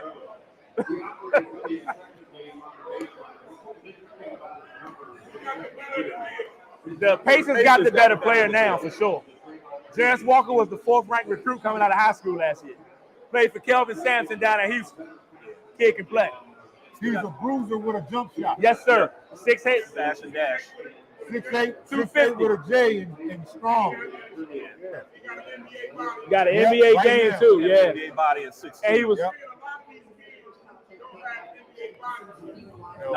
and he was coached by a guy that has NBA background, Kelvin Sampson. You know what I'm saying? So Kelvin Sampson almost had the Milwaukee job a couple weeks ago. Look at his highlights. Giannis said he didn't want to. He wanted a dude that played before. That's why they hired Adrian Virginia Griffin. didn't have a bad team. They were pretty good. Or Kelvin Sampson but would have they been the just guy. willed themselves to a victory. Yeah. Just pulled away from Yep. him. Yeah, he's a little bit of a man child. Yeah.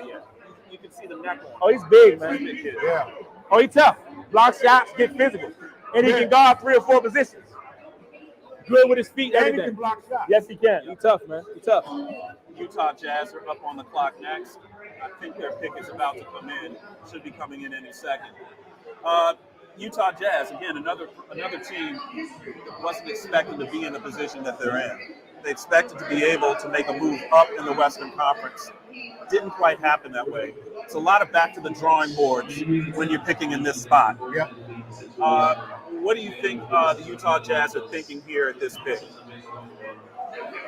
I think Utah's got to figure out what pieces go with Lauri Markkanen. That's their franchise guy. Yeah.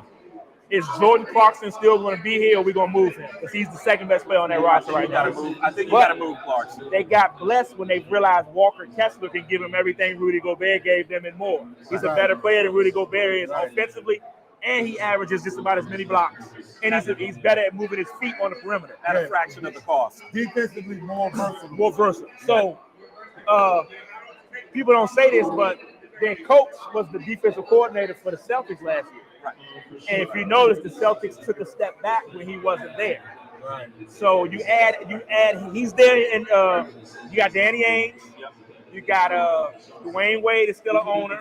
So you got the infrastructure to put stuff around Lauri Markkanen, who is a great player. And for me, they need an athletic wing. Okay. Cam Whitmore sitting right there. Yep. They need an athletic wing. They also need a point guard. True. Okay. So you think athletic wing, maybe point guard here for the Jazz? Yes. At the 10 pick coming up, you've got the Dallas Mavericks sitting right there. Do you bring in a shooter? To go, to go with Luka? I think that depends on what you do with Kyrie. Yeah, that's the enigma. What happens with Kyrie? That's the enigma. With a player like Luka, you can never have too many shooters. That's what I mean. It's around. Yeah. It's right, and that would maybe make life a little bit easier for Kyrie as well. But again, we don't know how that's going to play out. True, we don't. I want to see how we don't know about anything with him. No, he is an enigma. I want to see how they set it up as far as spacing out space that floor out. If they can space the floor out a little bit, that gives Kyrie much more room to work. Yeah. The shooters do that. The shooters provide that space. Yeah. Well, they were trying to trade for Grant Williams. Don't take that too far. That cake. All right. They took away my cake. Please, man. Please. Thank you, man. I'm going to get another piece of that cake. Get another piece of that. Okay. Some ribs. So you got Walker Kessler, Markkanen, Jordan Clarkson. I think Jordan Oh, Clarkson. you got they have Otai Bonji, who showed well when he got the time late in the year. Might be a bit much for him right now. I think you move Clarkson. You make the pick, and then Clarkson can bring you back some real value. You can get some value for He's Clarkson. a sixth man of the year candidate every year. He can score the basketball. He can flat put it in the basket. Playoff teams are always looking for a guy that can bring off the bench. Yeah. Hey man, just go in and get some shots. Yeah. Depends on what you get back for him though. True. I mean, to a What certain you degree, gotta if give you're up. trying to win, if you're going to give up Jordan Clarkson, sixth man of the year, You better get some pieces back. you need to get a couple of good pieces back, or at least one really, really good piece. for sure. Tony Massenburg, I think there will be some buyers. I think there'll be and that's why. That's why, because he has real value. does. You can't just give him away for a second round pick. Oh no, not peanuts. No. A first round pick in 2050. You know what I mean? I just knew once they traded Gobert and Mitchell, he was next. And they didn't move him. They said they kept him. Surprised about I that. think that Danny Ainge said that we needed veterans. Yeah. We've been around. We had to keep somebody here with some years. There you go. Because Maybe that's why you keep him. Exactly. Yep. So it was like, I couldn't believe it, but when I heard the explanation, I said, okay, those two big contracts had run their course, sort of like here in D.C., move them, start over, and the Utah Jazz very good foundation. You have a foundation. Very good. And Danny Ainge is a team builder. He knows how to build a team. He did it in Boston. He knows what he's doing. Yep. So Utah has a great fan base. They have a I've great played fan base. in Utah as Yes. well. Yes. And those fans are literally, because much like San Antonio, it's the only show in town. So it's all about, the Jazz, really. It's always about them for the most part. Oh, the Delta Center. Yeah. the Delta Center. The more that I look at the Jazz, I look at a team that tried to make some moves. Didn't quite work the way that they thought it did. And again, as you're running a war room, GM, assistant GM, advanced scouts, player development, you guys are all sitting in a room trying to figure out how do we get from here to where we can contend for the Western Conference if you're the Jazz. And you got to start with talent. You got to start with talent and then develop the talent that you got. True. At the spot where you're picking. This is one of the deeper drafts in years. A lot of different things can come out of this draft. Yeah. You still have Cam Whitmore sitting out there. Yep. I like it. Jordan Hawkins still out there. Grady Dick Still out there. Be the second, Lively the second still out there. who I think is the most big man, most ready big man in this draft. I think he can come right in and give you 10 points, a couple blocks a night. I think he can give you that right now. Taylor Henry. Okay. Taylor There you go. Hendricks. Yep. Another athletic wing that can put the ball in the basket. Yep. Smart pick. Utah stockpiling talent. Yeah. And again, on probably most people's books, best talent left in the draft at this point. Yeah. 6'9", 3 and D type 4. Going to give you some defense. Yep. Going to be able to stretch the floor, which is a huge thing for forwards right now. Guys that play the 4 and the 5, if they can stretch the floor, that's the new NBA. So He has good wingspan and good instincts. Yep. I like the way that he plays basketball just in general. You watch him. We talk about guys, can't speed him up. He's kind of one of those guys who plays at a good, solid pace, and he's got a good motor. yeah, Play for Johnny Dawkins.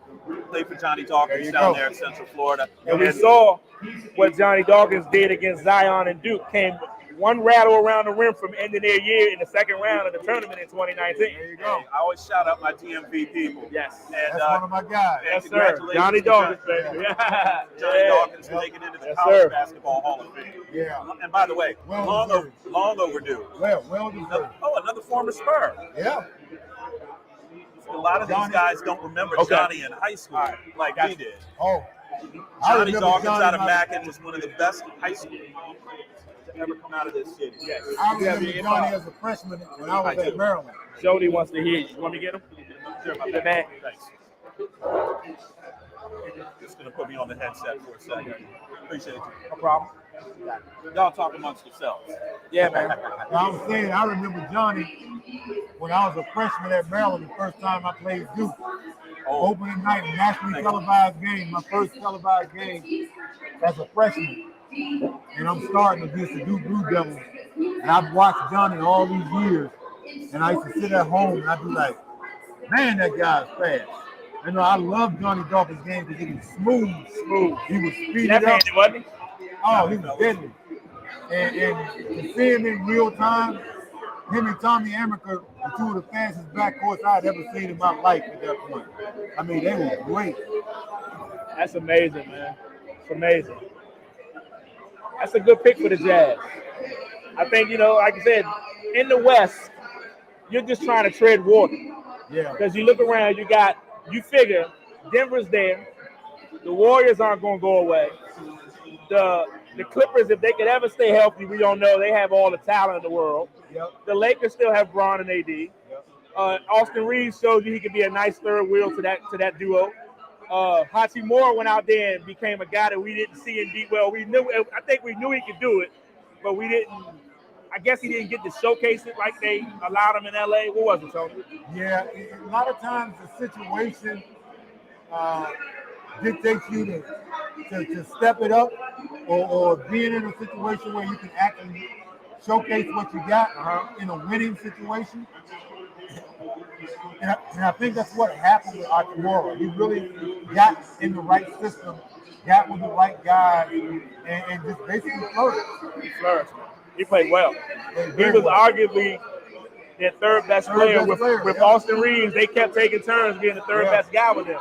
And there were nights where he was better than Bron and AD. Many nights. No doubt about it. Many nights. Yeah. I There mean, were games that they yes. won Yes. because of what we were He wasn't missing against Memphis. Again, every shot he took against Memphis, what did it look like? I was like, this dude ain't missing. Yeah. He's not missing, So, amazing. Amazing.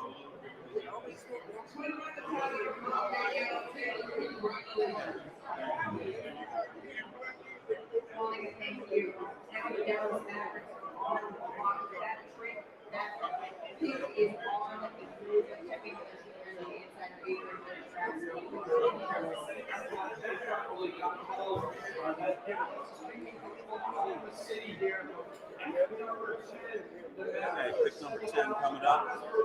Looks like the pick is in. So Dallas Mavericks should be picking in about 20 or 30 seconds. That should be coming up. So Dallas just traded Bertans to the Oklahoma City Thunder. Okay. Let's recap. Go ahead and recap that. Okay. Dallas just traded Bertans to Oklahoma City for the 12th pick. Wow. So I guess Dallas is picking 10th and 12th. They'll pick 10 and 12. And Oklahoma City don't need the picks. They got 50 of them over the next 5 years. Literally. Which is They what don't I need the picks. honestly, the way I look at what the Washington Wizards are doing right now, I think that's what they're trying to do. Is stockpile picks. Yeah. Give I yourself love flexibility. the Thunder backcourt. The Thunder backcourt is fun to watch. Giddy and Gilgeous Alexander, them boys play some basketball together. And those Jalen Williams, the two Jalen Williams guys they got that kind of do the same thing, they got a nice little nucleus, man. You get Chet Holmgren healthy. They got some pieces in Oklahoma City, man. Pieces. They do. I And mean, they well coached. They're so good right now. You forgot about Paul George. Man, what? And he's a great player. Jody, who do you like? What did you like about this trade? What did you think? Do you think this is a good move? Well, like Dev just said, that Oklahoma City is built to have draft picks well into 5 years from now. So what they're doing is starting to get quality players in. They need a shooter. Playing game this year. They have a great opportunity to make a run and be the 6th or 7th seed by getting more veteran players, like Dev alluded and Tony alluded to. They get Chet Holmgren back healthy. I love what they're doing. They're trying to keep those picks so later on they have an opportunity to perhaps be able to get a big stud come in the league like a LeBron James, perhaps with that pick. So I love what they're doing. I love how Oklahoma City GM is making moves. So I like what they're doing with that trade.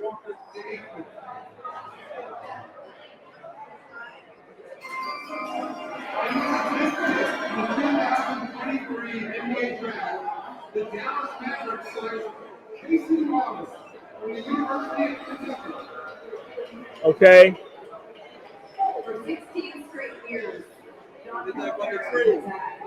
They got the 12th pick too. They traded Bertans for the 12th pick as well. That's a move in case Kyrie Irving don't come back. They got another guard covering themselves if Kyrie decide he don't want to be there. The kid Wallace, that pick was done in case Kyrie don't come back.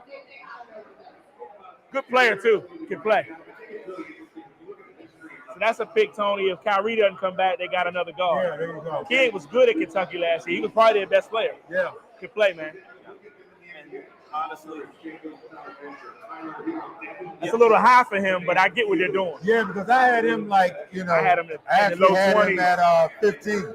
I had him in the 20s. Really? Yeah, I think his skill set is going to translate well, but I think he needs to be in an offense where he has the ball, and that's not going to happen in Dallas. Tony, I had him at 15 to the Hawks as well. Yeah. That's where I had him go. Yeah. I had him dropping to the Hawks. Yeah.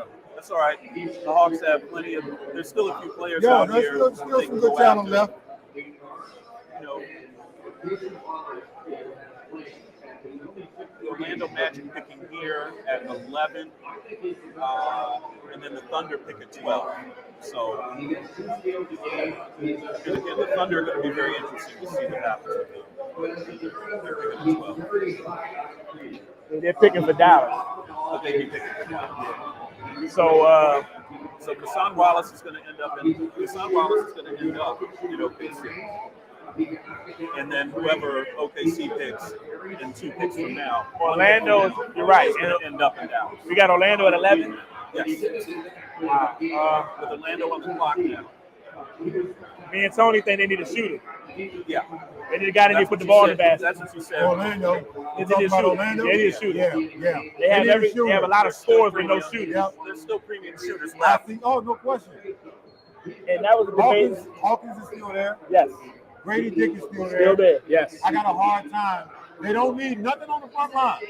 They got that covered. They got that covered. So I like And you got Chris Murray there. Keegan Murray's brother, the knockdown There you shooter go. too. Kid can shoot it. His twin brother. Right. He can, But you can never have too many shooters. you can never have that. And like you said, 3 and D. Yeah, That's what the game is. Stretch the Right. floor. right. Because I had a debate the other day with a buddy of mine. He's trying to tell me that the Bradley Beal move, I said that move is different than KD to the Warriors. He was going where the floor was always going to be space because you couldn't lead in 2 shooters. In Phoenix, they're scorers that can shoot. They're not shooters. They're not shooters. That's the difference with playing with Steph and Clay versus playing with KD and Booker. And the other thing, when KD went to the Warriors, you knew he was going to be the dude. Yes. Brad is going to be the third star on that team every single night. Every night. Every night. Every He's gonna night. be the third guy. Every night. Doesn't play. Yep. It's funny because Phoenix has arguably the 2 best shooting guards in the NBA. Correct. Beal and Booker, they're probably top 2 in the game. You're right. You know, right now. So you know, it's going to be interesting, like you said, to see how that works because it's going to be limited touches for Beal. I think it's going to come down for Brad to have success. I think he's got to be willing to make some plays for other guys. I've watched Booker do that, to my surprise. When you think back to the playoff series, there were times when he was actually running the point. Yes, he was. And I know Devin Booker was shooting and scoring, but he showed me, you know, when he wants to, he can be a setup guy. But he's so good at shooting and scoring to where you got to ask yourself, like, okay, do you really want him doing that? You know, like as far as being a setup guy. And basketball is a team game, but I think Brad will fill that void better and allow Booker to just be who he is, along with KD. Brad averaged 6 assists a game. So that's with limited point. talent. So you Limited can't talent right here. Now he's got 2 of the best in the world to kick the ball to. That shoots 60% and average 18 10. There's a case to be made if Brad does this thing the right way. Playing with these guys can extend his prime. It can extend his career a little bit because he doesn't have to go as hard on a nightly basis to be the lead guy. I think also Beal can change his style, like you mentioned, a little bit. Maybe not as many dribbles. Right. And then see what happens. Yep. Defense is coming at him from this direction, swing around. Yep. And from this direction, step in and get your shot. Yeah. So go out on a limb and say Brad gonna get 235 or 43s this year because when Booker and KD get 2 feet in the paint, he's gonna be able to catch and shoot, which he can do in his sleep. I can see him hitting 240, 53 because he's gonna get so many looks. Look at that. I didn't see him going this high. Chet Howard. Juwan Howard's son. Howard's son. That's Juwan Howard's son. At pick number 11 to the Orlando. He can boogie, man. I had him late first. He can boogie. Yeah, he can shoot. Yeah, What this tells me, guys, he must have had a hell of a seen something they like. And the coach was like, well, what we were just talking about. Dad made a phone call. But at the end of the day, what we were talking about, Orlando needs shooters. They need shooters. And that's what he does best. Now, he's not the shooter that Hawkins is or Grady Dick, but he can shoot. He's consistent, particularly in the mid-range area. And he's 6'8". And he's 6'8". So when he get there, he can shoot on top of people. That might be the key. Yeah, 6'8". Orlando got a lot of size. Orlando's team is huge. Thank you. I mean, they got size everywhere. They have size everywhere. Length everywhere. Yes, everywhere. Wow. I think the Orlando Magic got themselves a pretty good player. Juwan Howard there at the draft looking like what he should be. Proud dad and coach. Proud papa and coach. And I'll be honest with you, watching this next generation of come in where the dads played or the uncles played, these young guys can play. Yeah, well, they're supposed to. I mean, you've had the opportunity to be schooled by an NBA player pretty much your whole life, and you've had a desire to be good. Yep. There's no reason why. If you got the talent and the desire, and you got the experience factor of having a dad or uncle that played, that you work with on a consistent basis, it's supposed to work out. OKC is up next. Pick number 12. What do you see here, Dev? OKC's drafting for Dallas. Right. Again, Dallas needs shooters. They need catch and shoot guys. Jordan Hawkins, Brady So Diggs, for me, Keontae George. they just traded away Bertans. So they need to shoot. So maybe they get Grady Dick. A 6'8" guy with length that can catch and shoot. Yep. You just gave up your shooter. Yep. You still got Kleber, Maxi Kleber, who can shoot it at 6'11", 6'10". So maybe you with all, like Tony said, with all the penetration that you're gonna get from Kyrie and Luka, bringing double teams, you need guys that can put the ball in the basket. So I think when you have the type of backcourt that the Mavericks have, there's going to be a lot of room inside the paint for guys to make some moves and get some buckets. Yeah. I think if you flip the floor really fast, you get those guys to try to run out on your shooters, just kick it right inside. They Get also a guy a need- really good one-on-one opportunity. I wouldn't be surprised if they take Derek Lively here. They had to get a rim protector. They have not had a rim protector in forever. That wouldn't be a bad move at all. Be a great pick. Kid is ready to play right away. Yeah. He's a lob threat with all that penetration. He's a great rebounder. They need size. They don't have no real size at that size. They have none. Everybody's undersized. You know, their size, like Tony said, shoot threes. And Luka made an interesting comment. He said, we don't have problems scoring. We have problems stopping people. True. So I'm with you on that. Yeah, I think right. Yeah. he's behind Wembanyama. Yep. He's the second best shot blocker in the draft. Yes, by far. Yep.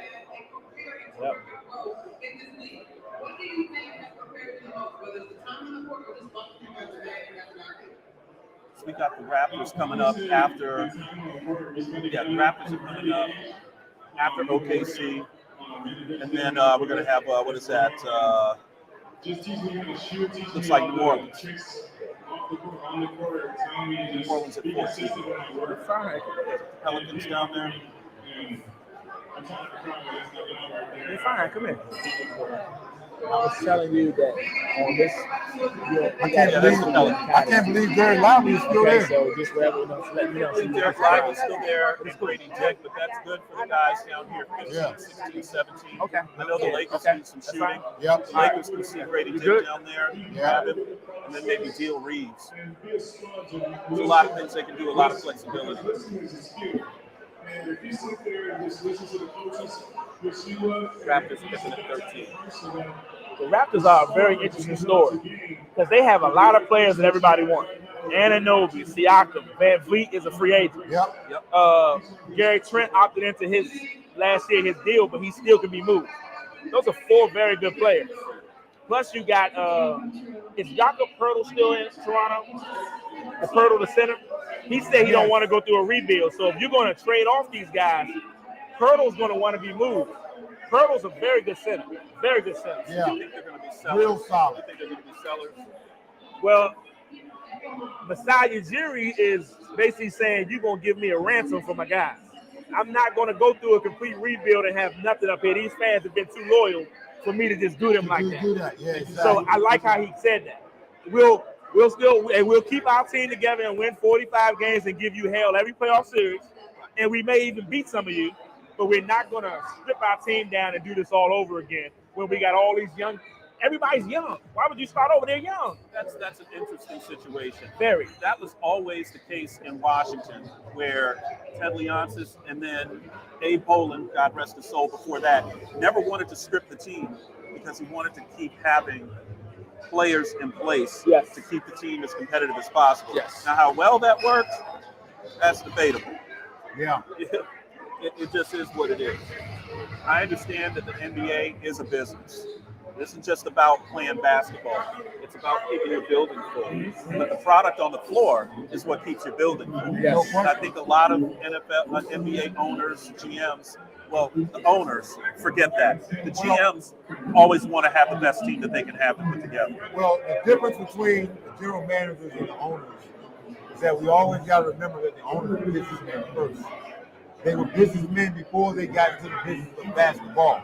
That bottom line is everything. That bottom line is everything. And now you got changes with the CBA. You got, the luxury taxes are what they are. Costing teams more money now to stack their rosters. So, from a business standpoint, it's just not a good investment to put yourself in a situation where you're paying an exorbitant amount of taxes and what you have on the floor is not netting the returns that you want. It's business. And that's how some owners think. Now, the new owner in Phoenix, he sees it a little different. new guy on the block. He's going all out. He's trying to win right now. So he doesn't care that he's going to have one of the highest salary caps. He could care less. He could care less. He's doing what Steve Ballmer did when he first got There the you go. Clippers. And that's what those guys Just do. went, And he like went you and said, got all Isaiah out. Thomas to be his ear. Yep. Isaiah's kind of guiding them on how to do this stuff. Yeah. He brought Isaiah when he came in. He told them Isaiah wasn't on the staff. Right. But Isaiah's at every game, and Chris Paul said the other day, Isaiah got me traded. Right. That's what Chris Paul Yeah, said. he said that. You know, he said Zeke is here to move guys out. Yeah. This is what he does. He said, I'm not mad about it, but tell the truth. Zeke was here to move me out. Yep. I heard Isaiah Thomas say on NBA TV when Chris Paul got hurt in the Suns Nuggets series, he said the Suns cannot keep relying on him. He just can't do it anymore. And when I heard that, I said, you know what? Chris Paul gonna be out of here before the end. A week and a half, 2 weeks later, Chris Paul being waived, and then they traded him. Here we go. So you know, And Isaiah. Isaiah can't make a statement like that unless he has the history to back it up. Exactly. You go back to Houston.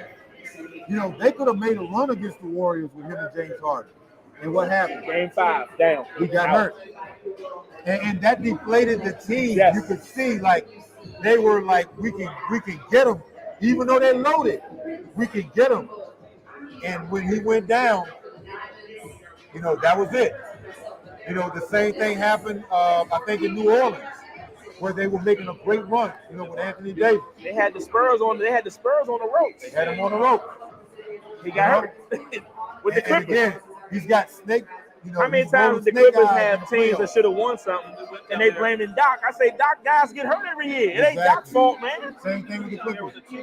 They had a 3-1 lead on the Rockets and lost 3 in a row. Yeah. And then they were beating the Blazers one year. He broke his hand. Yep. You know? Yeah. What did I say? There you go. That's all I got. That's all I got. I said it. Lively.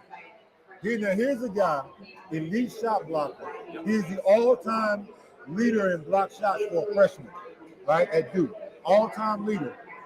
And from what I've heard, he's better offensively than what he actually got to show. Averaged 25 and 15 in high school. Yeah.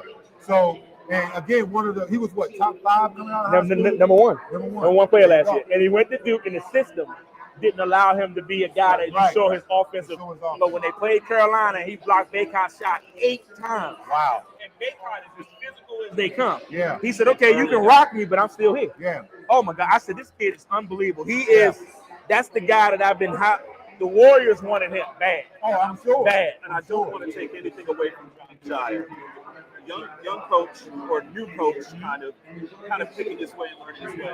Eric Lively was very important for him to be able to do a lot of things Yes. as the head coach. Yeah. That's a great Just pick. plug That's him a in. great pick. Yeah, you just Now they have a rim runner, a guy that when Luka and Kyrie get in the 2 feet in the paint, you can lob it up to him. Yeah. Sort of like JaVale McGee was for them until they got rid of him. Yep. And Christian Wood. And thank you. Yes, you're right. Yes. That's a great pick by Dallas. That is a great pick by Dallas. about Great shooting. pick. I'm reminded of something that Coach K said. Coach K said the difference between college and pros is in college, you're trying to get the shot to go in. The pros, you got to get the shot off. It is not easy to get these shots off. It's not. When you talk about somebody like, say, an Allen Iverson, for a guy that size to be able to get off that many shots, you've got to. That's what I was telling y'all about. When you talk about guys like Steph Curry, the elite shooter in NBA history, for him to be able to do what he does, it's absolutely incredible. It's that many shots. Well, think about who you're talking about. Allen Iverson is probably one of the best, quote unquote, It helped Dallas little in so men many to ever ways. play the game. Correct. I mean, he just compared to Nate. But they don't know what they're doing. Isaiah. I mean, these guys are generational talents. Mahmoud Abdul-Rauf. Mahmoud Abdul-Rauf, who I played with in Vancouver and played against at Maryland when he was at LSU. You don't see these types of guys at this size that have that type of impact on the game. So when you see these guys able to flourish at the NBA level, being 5'11" to 6 feet range, Steph Curry changed the game. Yeah, forever. If you think about it, a guy like Abdul-Rauf, If you put him in today's NBA with his scoring ability, his shooting ability, his quickness, I think he'd be giving guys 30 on a pretty consistent basis. Well, I heard Phil Jackson say when they asked him about players today, he said, yeah, Steph Curry has done what he's done. Act like Mahmoud wasn't the first we saw do that. Absolutely. He said the issue was at that time you couldn't come down and take 10, 12 threes a night by yourself. That wasn't happening with that. And don't forget, on that team you had DeFonso Ellis, you had Antonio McDyess. You had other guys that could really play. Kemba on that team too. Who? Kemba. The Kimba, holding down the middle. You had guys. Yep. Yeah, Robert Pack. The Bulls had a 19-game winning streak and went to Denver. And Mahmoud put up 45, hit 8 or 9 threes, and had Jordan and Pippen on skates. Yep. Couldn't be stopped. I woke up on ESPN to go to school the next morning. I said, they beat the Bulls. The Bulls weren't losing much, you know. So, and Jordan at the end was like, man, that guy, he said he was getting to a spot to let him go. Just let him go.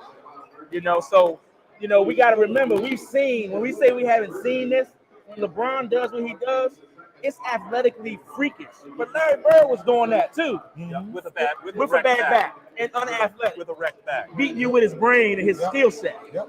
You know? What's crazy about Bird with that wrecked back, doing yard work. Yes. He's doing construction work Yes. at his mom's house. Yes. Help yourself. Yep. Join us on the TD Report. Tony Massenburg is going to take a break. Me and Devon are going to run the desk for a while. Yes, sir. We got the Toronto Raptors up next to pick number 13 here on the 2023 NBA Yeah, I'm good. draft. Yep. I like what you said earlier, you know, about what Masai Ujiri is doing, you know, in Toronto. They got the championship. The championship window closed pretty fast, you know, when Kawhi left. Yes. You know, once that happened, that kind of changed the dynamic. It did. But they still, like you said, they still have some guys that can play. They're not pushovers. Are they looking for the cherry on top? And maybe that they can pull in a veteran that can take them back to the championship level? Or what do they try to do here? The problem they have, and Tony alluded to this earlier when he made a great point, they have very good players. They don't have that killer like a Kawhi that can offset everything. And don't forget, Kawhi wasn't the only thing. That Marc Gasol acquisition was gigantic for them. Yeah. Because he did things that you see Jokic doing, passing the ball, making open shots, getting key blocks, changing shots around the rim. Little things that no one talked about. And then you had a Kyle Lowry still able to do what he was doing, pushing the pace, getting guys good looks. So for me, and then Van Vliet was coming into his own. They had a very unique group. Siakam was a guy, I remember in the finals, Draymond said, oh, he's a guy. I didn't know he was this good. Like, I can't leave him like I thought I could. This guy wasn't missing. So for me, Toronto has talent. Is there a guy out there that they could bring in? Maybe, but guys are scared to go there because of the taxes on the money. Yeah. That's the killer. Yeah. Canada. That's the killer. Remember, Steve Francis never went because he said, I ain't giving you half my damn money. Remember, Steve Francis said that? And they traded him to the Rockets. Remember? It's supposed to be him and Mike Bibby up in Vancouver. Yep. He said, I ain't going up there. Remember that? Yeah. Those your boy. Yep. Brady There Dick you to the go. Raptors. And he'll be a great fit. Great shooter. He'll be a great fit. And he's got the best jacket in the draft. Yeah, he does. Yeah, he does. Went with the sequence. And he's got the He right got the colors on, He don't got he? the colors on already. Like he See, I think he knew something. Looking like Wizard of Oz. You know what I'm saying? Huh? Don't they all? Big Tony says he looks like a figure skater offset. Hey, JB. But yeah, he does more than anybody else. He's a premium shooter. Yeah, this is I'm gonna say his outfit is something that 10 years from now they're gonna show the highlights and he's gonna be like, Yep. Him and Jalen Rose. yeah, there you go. Oh, yeah, you know that outfit, man. Man. I'm happy for this guy. Yeah. One of the Toronto's gonna be best a great shooter in the fit. draft. I love him up there. one of the premium Best shooter in the draft. shooters in all of college 6'8". basketball. Highly dangerous. Yeah. Very good player for Kansas. And Bill Self has another pro coming out of his program. And that's all they do in Kansas. They just rewind. They just bring in talent, reload, and Bill Self does an excellent job of that. Yep. Huh? Come out for Denver? But I'm going to tell you where he got his real help at. He went to Sunrise Academy up in Missouri. and played with them, and the kid Mitchell that's at Duke, and Mitchell beat him up every day in practice. He had to get tougher. Had to get tougher. Guys like him get drafted to teams, and they're asked to do things. They came over to the Christmas tournament and put up 105 in the Master Gym. What comes Bama hit like B. Couldn't miss.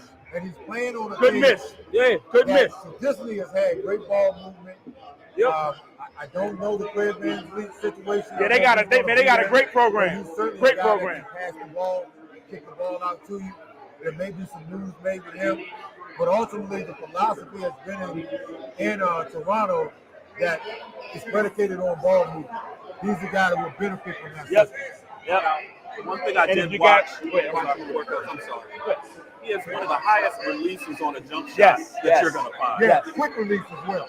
Very quick. But quick and hot. Yep. But let me tell you, he went to Sunrise Academy with Mark Mitchell at Duke, the physical forward they have. And when they got there, he was the higher rated, quote unquote, 5-star. Yeah. Mitchell said, I'm going to show you. Beat him up every day. He made him hit the weight room, made him get tougher. Yeah. When he got to Kansas, Bill Self said that Q stuff don't work here. We play physical ball here. Yeah. Catch and shoot, but we come off screens hard. And he learned that.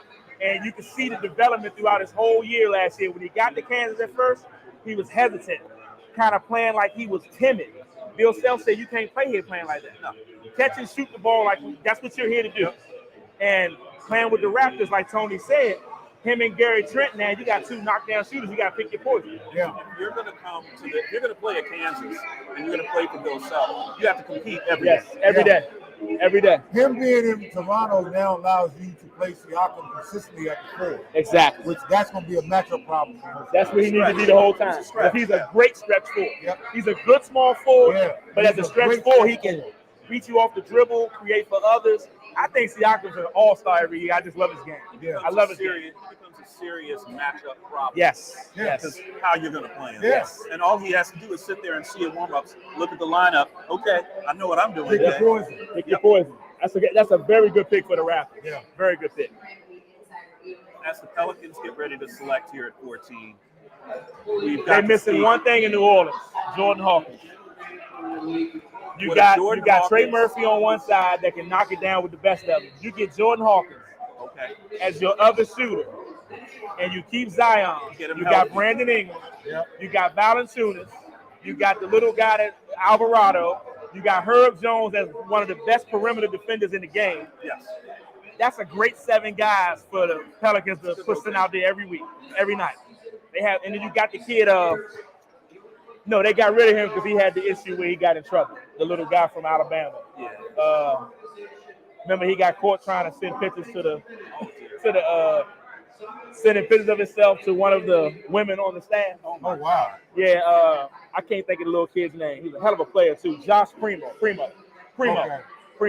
Yeah. So to me, this is a Jordan Hawkins pick right here. Okay. Now, if you're going to trade Zion, you take Cam Whitmore. I would say this: what I would do. I'm a risk manager by trade. That's my day job. I'm not going to get 82 games a year out of Zion Williams. I'm going to get 60. That's got to be my target. And I've got to load balance him, literally, until he call me and I lock you loses a little bit. The issue is this. 065. He can't gain any more muscle. Muscle's heavy. I don't want him any heavier. I need him lighter, but still have that strength. That's what makes him unique, what makes him Zion. Yeah. And from a strength and conditioning standpoint, you're asking your strength and conditioning team to come up with send me a text, man.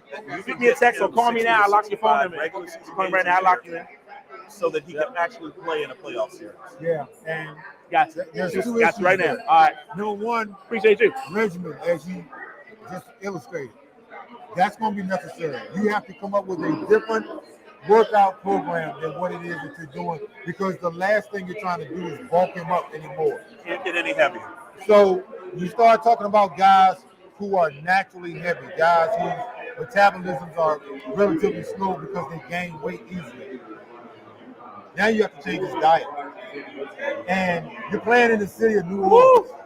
Beignets, red beans and rice, crawfish, fried chicken. The only way that Zion loses weight, me personally, if it were me, I would recommend hot yoga. Okay. I would recommend a way to stretch him, to get him flexible, and also to lose weight by increasing his metabolism as much as you can. But at the end of the day, it's going to come down to what you're putting in his body. Food, the diet has to change. He has to go to a lower calorie diet in order to lose some of the fat. Now, again, this is a guy who is so freakish that a case can be made. You may not be able to slim him down with so much. Right. So you have to figure out what's it going to take to get him down to, 265, 270, on the high side, because that is the only way I think he can really compete for 82 games. Every pound that you can get off of him is a plus. It's going to prolong his career. Right. Like literally every pound. If you can get him down 10 pounds, that might add 2 years on his career. Well, he was 265, 270, a little over 270 at Duke, and we saw the type of explosion that he was having there. But as he continues to... He called it. There you go. He called it. Jordan Hawkins. So as you continue to get older, it doesn't get harder to it gets harder to lose weight because your body matures. Right. So you got to find a way to find that sweet spot. I love this pick, Great guys. pick. Local guy, went to Great Gaithersburg High School for a couple of years, and then transferred to DeMatha. Won a national championship. That is a great pick. Just won a national championship in UConn. Most outstanding player in the Final Four, and it wasn't the reason why he was most outstanding player of the winning. Yes, sir. Wow. So, in the jeans. It's in the jeans. Yeah. It's something in the water. Something in the water, baby. Something in the water. There you go. Something in the water. I love this. Hey, I like this pick also is just like Devon said. This gives them a chance to space that floor out a little bit, and it gives a Zion who's really a slasher. Now you got him really and what Trey he is. Yep. The thing I like And about now you keep Zion with Brandon Ingram. how he fits in. Tunis, you got Alvarado. They got 8 good players. Pelicans going to be a problem if get to the rim, Yep. lob passes. That's early a big post. Yep. I like Zion in the early post because his body is so big. And Sound like John Moran in South Carolina. Zion All that comes money down and fame. handle. He's Because gonna draw. they do that. He's gonna draw. Your ass, He's gonna listen draw. to him. He know what it takes. He's so big. And then you got Once he gets down that in, dribble behind him, he's a bowling got ball. Steven It's Adams. like when I You watch got him, guys it's that's like been in the Charles league. Barkley Yeah. on the break. It is. It is. The the only hell question down and get out the mark- camera. I love it. He need to get out the camera. You talk about LeVar Ball, we don't see his boys in no trouble. You have to be on the court in order for And everybody want to talk about him. Him his being youngest on dude they sideline supposed to do. is close. It's They not do what they helping supposed to New Orleans at all. It So fails you They him. gotta hooping. find That's a all they way doing. They to hooping. Consistently have him on it. You got to get it at least 55. You know what I'm saying? I'm badmouth him, but give T. Moran all his love. Worth having him on Your son think he's some thug. What's up with that? presumably paying him on that salary. Young and 190, 160 pounds soaking wet. John Moran. Zion has played. That team is Yeah, literally over the way he built did his around youngest. him. They play. I mean, If we're talking he's about in their lineup, men do it every day. they're a better team. White boys do it every day. Let's think about this. Nepotism every day. What we talking about? What we talking about? When he was What we talking about? Come on, man. What we talking about, man? They were Exactly. What we talking about? They were. They Very were at much the top of the West when he was there. It was a short-lived period, but when he was there, healthy, along with Brandon Ingram and CJ McCollum. CJ McCollum. CJ McCollum, those guys, they were at the top They of were. the West. They were in December. They were number one. Yes, they were number And had one. a 2 or 3 game lead. And the thing I liked about them, they had the Memphis Grizzlies pissed off. Yes, they they were did. in their heads. Yes. They were in their They heads. had them. They had them. They had their heart. They had them. Once you can get the Memphis, that's part of, in my opinion, that's when the Memphis Grizzlies imploded. Yeah. They stopped playing basketball and started trying to be tougher than everybody. Yep. Be better basketball players. Yeah. That's what I think started that slide, for the Grizzlies. Yeah. The Grizzlies should have been much, much better than that. Yeah. They should have. John Morant's issues aside, they were a very, very good team. Very Up good. They have a until lot of talent. They let that stuff get in their head. Dylan Brooks, I don't know what was he doing. But He I'm was gonna tell trying to you turn when. himself into Dennis Rodman, and he's not. But you know what really killed them? And Tony says this when Steven Adams got hurt. Yeah. That is the anchor of everything they do on both ends of the floor because of the screens he set the defensive rebounding. He's the number one offensive rebounder in the league. Yeah. So they get 8 to 10 extra possessions a night off his hustle. Let's So when call you it what got it a guy is. like Ja and you get him a offensive rebound and a running start with that athleticism, he's going to finish over everybody consistently. But look at it this way: Steven Adams, what he brings to that roster is he brings a steadiness and Veteran leadership. Yes. And the toughness. And a toughness without going over the top. Right. Right. Right. I remember John Morant getting into him with somebody. He just picked him up and just moved him. I remember the night Shannon Sharp got into it. Steven Adams was the only one he didn't go at. No, He went at every year on the Grizzlies, but when Adams came over, and did like that. Shannon Sharp looked away and started talking to everybody else. Don't want none. Don't want none of that. Nah, don't want that. That joke is 7'1", 290 pounds of muscle. Also, the Brandon Clark, Yeah. the other guy, Towards him ACL. being hurt, Yeah. him being hurt, Yep. that was a blow to them as well. So, we can talk about the implosion because there was a little bit of an implosion. Oh, there. absolutely. But at the end of the day, those injuries were devastating to Memphis. Losing those three guys. Appreciate you, Corey. I hit you up, all right? Thank you, man. Really, really hurt that organization. Yeah. Not just on the court, but off the court as well. We talk about the leadership. And honestly, to me, it's unfortunate. Yeah, very. Gilbert Arenas talked about it on his podcast. He said, once LeBron leaves, who's the face of the league? Right. And Gilbert said, he said the kid that's getting in trouble. There you go. John Morant is literally fumbling away an opportunity to be the face of the Hundreds of league. millions of dollars. Yeah.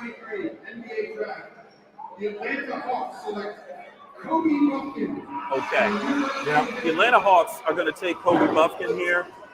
Out of Michigan. Michigan gets another player drafted, 6'4" point guard. I saw him play against UVA this year. Michigan didn't win that game, but it wasn't Kobe's fault. He was good, man. He's a good player. He's Yeah. good. Good solid player. That makes me – Atlanta's got a lot of money issues. Yes, they do.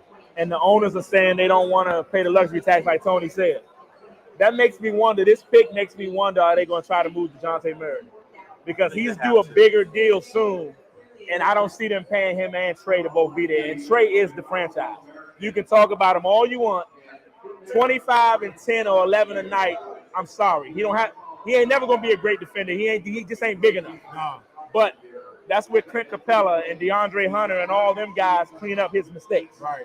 So for me, I think this is a pick that, hey, if we can get something, if we can package maybe Murray or move John Collins, this is a move to get some other things done and get under the salary cap a little bit so they don't have to pay that big luxury tax down there. Here's the other thing.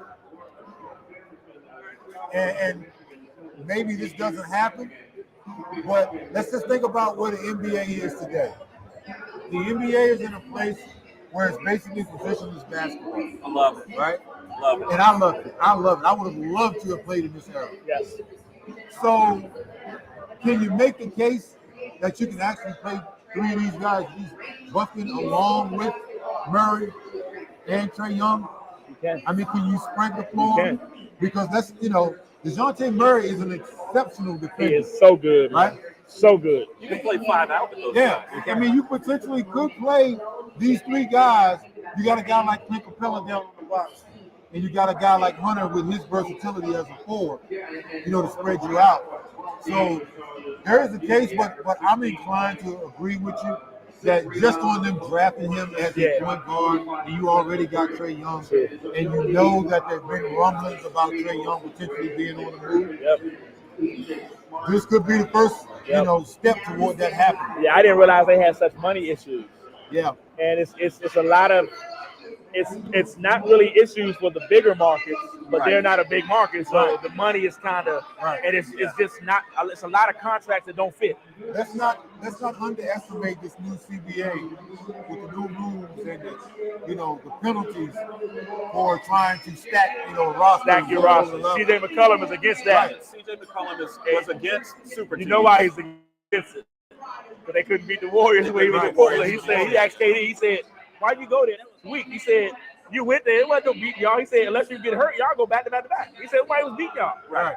And KD said, so me going there was weak. He said, you know it was weak. It was weak. Right. He said, you just lost to them. They won 73 games, and you run to join them. Come on, man. Yeah. Like, come on, man. Yeah. And he's right. He's right. He's 100% correct. KD got in his feelings. And I'm like, he's 100% correct. It was a weak move. It was My weak. thing was, like, and I said this years ago, I said, if I were in KD's camp, I would have told KD, listen, and this is on everything I love, and in hindsight's 2020. But if I were there, I said it at the time that KD went there. I said the sad thing for KD right now in going there is that even if they win 4 to 5 championships, He'll never get the in a row, credit. It's always going to be known as Steph, Draymond, and Klay. Because they won 2 championships before you got there. Yeah. You know? So that is the nucleus of the team. You go in there, yeah, you'll get rings, but you're never going to get the respect Thank you. that you deserve as a player, Thank despite you. being an MVP. Yep. When we think about the Golden State Warriors right now, who do we think about? Steph, Dre, and Klay. There you go. Definitely There you Steph. go. And you hit it on the head when you said that, because when you look, it didn't help. They won it last year without. That made it look worse. That made it, It that sure actually did. made it worse. For you and That made after. it worse. So you weren't something that they had to have. They Right. were going to win regardless. You were a luxury. Wow. You were a luxury. That doesn't look good. No. And you haven't been able to win one without them. Right. So For KD to now, in a lot of people's eyes, not necessarily mine, but in the eyes of a lot of people, in order for him to get back to where he was before he went to the Warriors, he has to win a championship in the next couple of years. Right. As the guy. As the guy. As the guy. I would have never thought I would be saying this about Kevin Durant, that he hasn't won a championship as the guy. Now, being on that super team that he was on, in Golden State, doesn't help his case. No. Even right? though he won MVP of the finals. Even though he literally won MVP of the finals. Yeah. And we're still sitting here talking about he wasn't the guy. Doesn't feel like he was the guy. There. and the thing is, Steph Curry is such a humble. You take the lead. Right. I'm good with that. I'm good with it. He's won 2 titles without Dwayne Wade. Right. He's able to do it, right? You got to give the man his respect. Right? And he went to numerous others. So, Yeah. Do it. Yeah, won the bubble. I don't care what anyone says. The bubble championship counts because, listen, the Heat did everything they could to win the championship. Okay. Everybody fully went through unprecedented. Everybody did. Yeah. Yeah. Yeah. I don't take Always anything say away from him on a bubble championship. Yeah. As far as I'm concerned, the commissioner gave out a trophy. Damn it, I won. And if anything, to me, and I've said this numerous times, the bubble championship may have been the most difficult one to win Ever. I mean, because of the unprecedented situation we found ourselves in as a nation. So for those guys to go down there and perform under those circumstances, the mental toughness, and I was saying that during the time that they were in there, I'm like, listen, you got to think about what these players are going through in comparison to what they're used to. To perform at the highest level at a championship level under those circumstances requires a level of mental toughness. Miami was in the finals, not because they were the best team. They were in the finals because they were one of the toughest teams. Yep. There were more talented teams than Miami. Now, the Lakers had talent. They eliminated the Bucks. Defending championship. Oh, Defending yeah. champions. And think about this. This is the closest that ever been to a Final Four type of environment. Yep. Where you're all playing on the same court. Yep. That's the closest that he would ever get. And by the way, he didn't go to college. No. He's never been in that type of situation other than what? Nationals. Yep. Right? Yep. Okay. Got to give the man. You got to give the man. I give him his credit. Don't LeBron hate on this show for me, Nah, at least. don't hate. I ain't gonna do that. Always have respect for him. No, Yeah. I always He's one of the have greats. respect. He's one of the Always, greats. I've had the conversation, again, I get asked a lot, who's the GOAT, LeBron or MJ? And to me, that's not really a conversation because I'm going to go MJ with that all day long. Me too. But let me give you some instances where LeBron is the GOAT, right? He's not the GOAT, in my opinion, over MJ on the basketball court. But let me tell you where he is. Oh yeah. He's the GOAT of all athletes utilizing their platform Yes, sir. to invoke change on Yes. the political side. He's the GOAT of that. All right. When you Yes, think sir. about what he did with the NBA owners and allowing and getting those NBA owners to use those arenas as polling sites in cities that were deprived of voting locations, particularly in inner city neighborhoods. Yep. Right? Yep. That was a huge difference. He is the GOAT as a businessman and athlete when you talk about empowering your friends and bringing them along for the ride, and not just bringing them along, but allowing them to be Fino. to flourish as professionals themselves. So there are instances where I can continue to talk about where he revolutionized sports outside of the game and had a profound effect. Yep. As we see the Utah Jazz pick up George from Baylor. Previously, they picked up Taylor Hendricks from Central Florida. Keontae's a shooting guard. I mentioned earlier in the show how much I really admire this young man. I really like how he plays basketball. Me too. Really enjoy watching. He doesn't take bad shots. No. He doesn't force the issue. Plays within He himself. understands what his role is. And he was on that Montverde team that was extremely powerful, as they always are. Yeah. And I watched him a couple times in the Geico Championship, and I saw a kid that understood situational basketball. Tight game. I think they were playing Sunrise Christian, and 2 minutes to go, and he's open for a three. But no, I'm not going to take that because I can get into the paint. And when they bring the guy up, he throws the lob to, I forgot who the big guy was on that team. One of the Mitchell brothers. Yeah. He dunks it, Big boy. and they win the championship. And it's like, that's what you're talking about. He didn't have to, he could have took the three because he's a good three-point shooter. But no, I see an easier, a high percentage shot at the rim that's going to put us ahead by a couple baskets versus me taking the three I missed, and it's still a one-possession game. Now, Sunrise comes right back down and jacks up a three. We rebound, we make free throw, we win the championship. And that's a Danny Ainge type guy. That's the guy, We're yeah. talking about Danny Ainge. Again, old school mentality, movement with the basketball, fundamentals, and a great athlete. Yes, great Yes, he athlete. is. Yes, he is. Great athlete. Yeah. Look at that. See that? That's that On move balance, right there. on balance. Get a guy on your hip and be able to create the space for you to get your shot. That is pro basketball. Yeah, that is not a college move. No, it's no. not a college move. Baylor keeps some guards. I got, They keep some guards. listen, I had my reservations about Scott Drew as he a keeps coach. some guards, Let me man. tell you something. Man. He has a national championship on his resume, and he probably should have two. And he plays in the same league with Kansas. You saying in 2020? We beat them. Yeah, that's what I'm saying. He should have two championships. Yeah. He's a great coach. He is a great coach. Well, he's going to do well with this kid. He's gonna do great. He has an NBA game. And again, you get to this point in the draft, depending on what your needs are, for the most part, you're looking for the best talent. Yeah. That's Well, available. this part of the draft, absolutely. Yeah. You're looking for the best talent on the board. All right. We got to talk about this team coming up. Los Angeles Lakers are picking 17th. They're on the clock. So let's ask the question. The Lakers need shooting. And they need shooting in a bad way. I'm trying to do this so our talent doesn't strangle me. Who's LeBron picking here? You know what? Who LeBron picking? When I look at the board and I'm thinking to myself, like, okay, I am really surprised. Cam Whitmore has been picked. Me too. You talk about what's left as far as, Best talent Still available. best talent available. Do you think his lack of range shooting hurting him right now? I think that may be Because he doesn't hurting shoot him. it well. And let's not forget now, the Lakers also need defense. Bam. They need guys who can, who can also defend.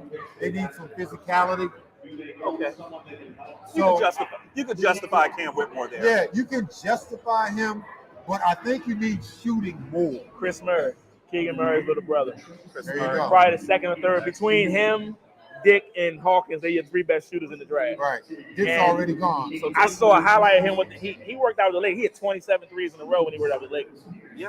27 in a row. And they said, man, this kid can flat. And he's 6'8" like his brother, 6'9". Yeah. You saw what Keegan Murray did, hit 200 threes as a rookie last year. You think the Lakers need shooting and maybe some defense and some physicality? Yeah, they need shooting bad. That's still an area. If you look against the Nuggets, they were so iffy shooting the basketball. They got open looks, just didn't knock them in. Why don't we ask the other question? Does LeBron force his way out?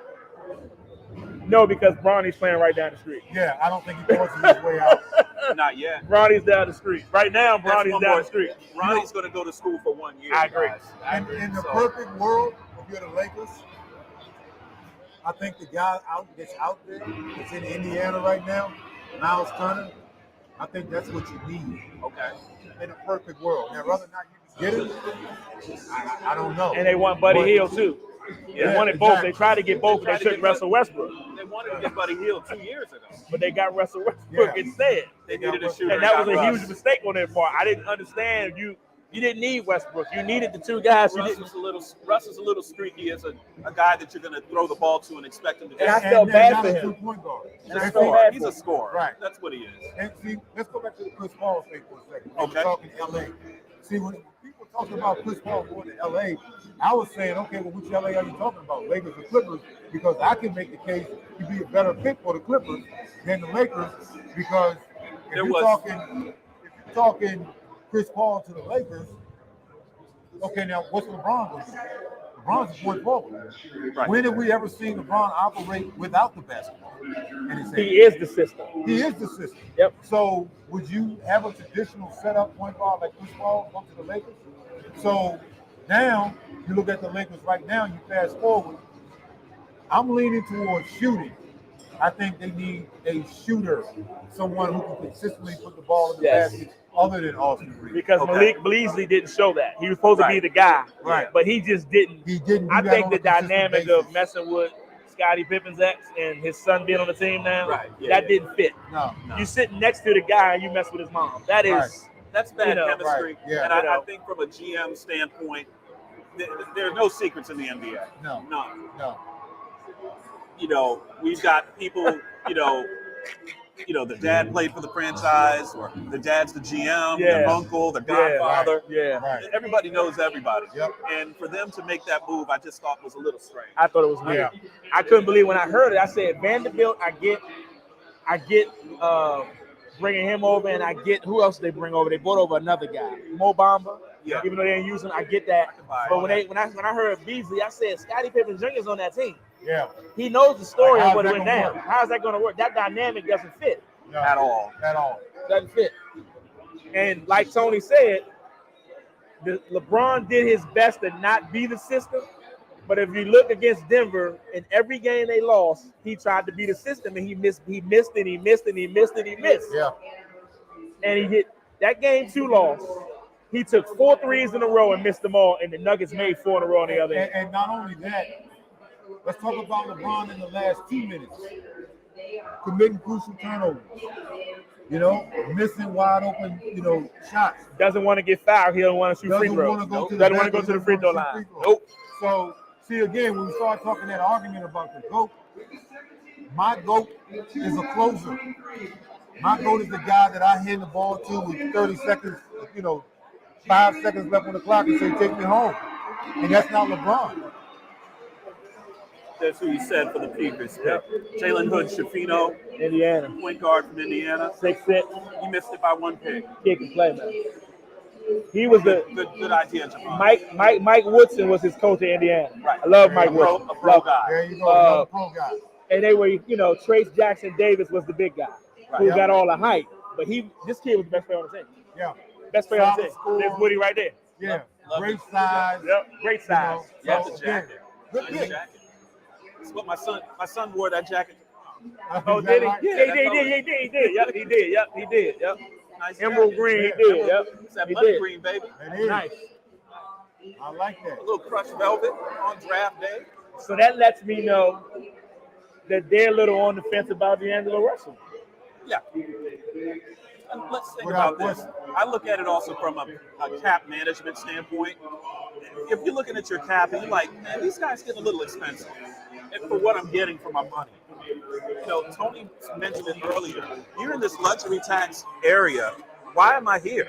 Exactly. Why am I paying these salaries for this? So if you're Los Angeles Lakers, you've got a you've got a very top heavy cap. All You've of got LeBron making money. Yep. You've got AD. AD making money. Yep. At that point, You got to pay Austin Reed. you're gonna have to pay Austin Reed. Money. Got to pay that guy. He played great last year. And trade him to the Spurs. Do something. You got to do something with him. Because I don't think you can afford them. He's going to be asking for what? 20 million? 20, 25. Yeah. And I think Russell for what he is on both ends of the court at times. He flat out made him play defense and it affected his offense because he tried to get it back from deep. And Murray's like, oh, I like that. And Murray just, I'm going to run pick and roll all day. Right. You can stop it, then. But the thing about Jamal Murray, what people don't realize, he's 6'6". Yeah. So get an AD or LeBron on him, he has no problem shooting over them. That guy can. The kid is special, man. He is a special talent. Yeah. He's special. Porter Jr. They got some guys, man. Aaron Gordon, that was the biggest pickup they got. Yep. And once again, Aaron Gordon, great in Orlando. And when he came into the league, you know, a lot of us had the losers of Brandy. Super athletic, you know, 39, 40-inch vertical, yes. At 6'9". And then he goes to Denver and he says, you know what? I'm get trying to be a star. Let me find me a role. This is it right here. Found him a role. Yes, That's and right. found a role, accepted the role. Energy and guy, rim protect, and into the rim. benefited from Yep. playing with a guy like Jokic who can distribute the basketball and give it to you where you need to have it and make it look good. Remember the stat I put up? In the 3 series, he guarded Cat, Ant-Man, KD, Book, And LeBron. He held them to 35% shooting and 16 from the three-point line as the closest defender. And I wrote an article on it, and I said he is the guy that when Calvin Booth took that job, he made that trade right away. Yep. I got to get him because what he bought is what they didn't have, toughness, physicality.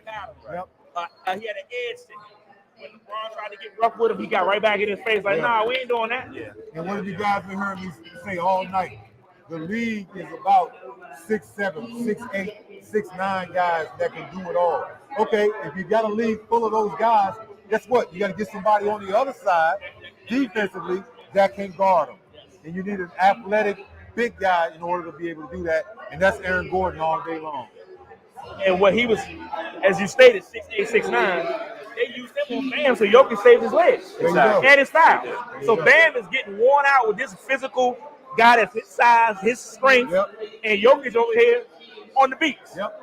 And then on offense, okay, I'm going to get 30 now because I ain't got to guard nobody. And 10 times. I ain't gonna just get 30. It's crazy, man. I'm going to count for 60, 70 points tonight. The way Jokic plays, it impacts the entire way that you play. Yep, it does.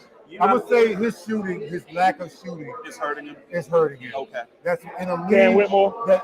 In a league that, as we just sitting here talking about, emphasizes do it all on offense. That's what's hurting him. This is one of the best athletes in the entire group. I seen him at Spalding High School, killing people. Yeah. Archbishop Grown Spalding, man. killing people. Grown man. Killing people. Yeah, a lot of heavy hearts. But he just doesn't shoot the a ball lot of heavy well. hearts in Baltimore over that. But he is going tonight. Oh no, he's going. He's going tonight. He's going this round. He's going. How about the Nets? They have 2 picks, 21 and 22. And they have an issue with Cam Johnson wanting more money than what he opted out. So if you don't re-sign Cam, you got Mikal Bridges as Mikal Bridges is your centerpiece with Dinwiddie, I guess. Those are 2 guys. Yeah. So, and you got the big boy Claxton at center. So that's kind of your core. You know? I can see Miami taking him. That'd be a good fit too. Wow. They need more size and physicality. They do. They need size. It's too much on Bam. Right. Bam got more responsibility than any big man in the NBA. Yeah. If he's going to be looking at Jokic again, the Joker again, he don't want to do that. Well, Pat Riley made a statement the other day. He told Jimmy Butler, "I don't know how we're going to get you." No, he said, "I don't know how I'm going to get you help," because he said the assets that we have, people don't want. Right. So it's hard to go get a Dame Lillard because all we got is Hero, Robinson, and some picks. Lakers ain't doing that. But see, that's why they could take him because they got some shooters. And they great at developing players. They may be them and the Spurs do it better than anybody. Type dude. Yes. He's a Miami type. Like, This might be a good spot. Yeah, it might be the best spot for him. Like Haywood Highsmith. The kid from Baltimore. There you go. The guy that nobody said he still can't shoot that great. Right. But he's got energy. But he does everything else. He does 6'7" and can do everything. Yep. Right. Yep. Okay. Yep. So we on the TD Report have decided that Cam Whitmore is going to Miami. Yeah, be a Right? great fit. Okay. Be a great fit. Let's see how we do on this. Yeah, let's Great see how fit. we do.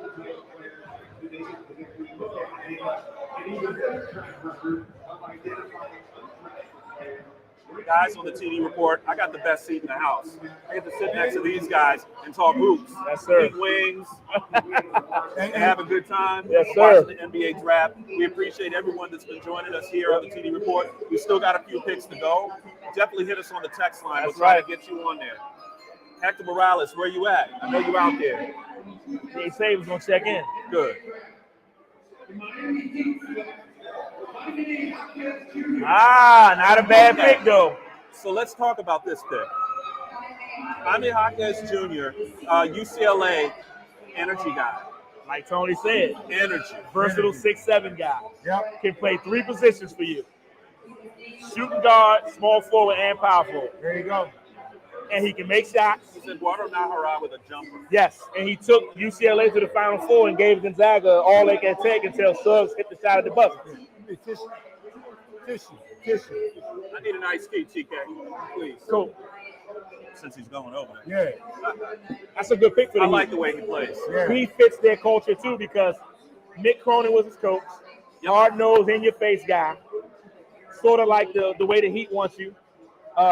He's developed. He'll be able to play from day one.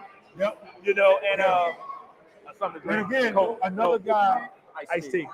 another college guy Yes. who's got some experience. Yep. Who, you know, that curve is skewed just a little bit.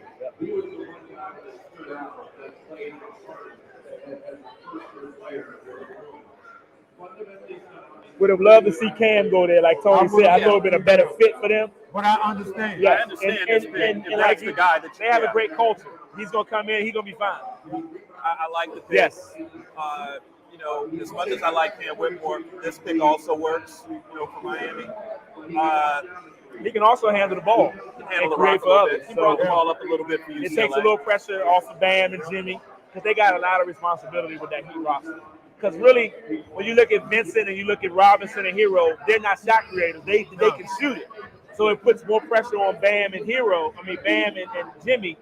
Bam the responsibility that Bam had was unreal. Like to guard, get back, protect the rim, get the rebound, start the break, lead the ball. That's a lot of responsibility. Even in today's NBA, Bam is an undersized center. Yes, he is. And again, Jokic really exposed that. But Bam is so athletic that, you know, most nights he's able to make up for it.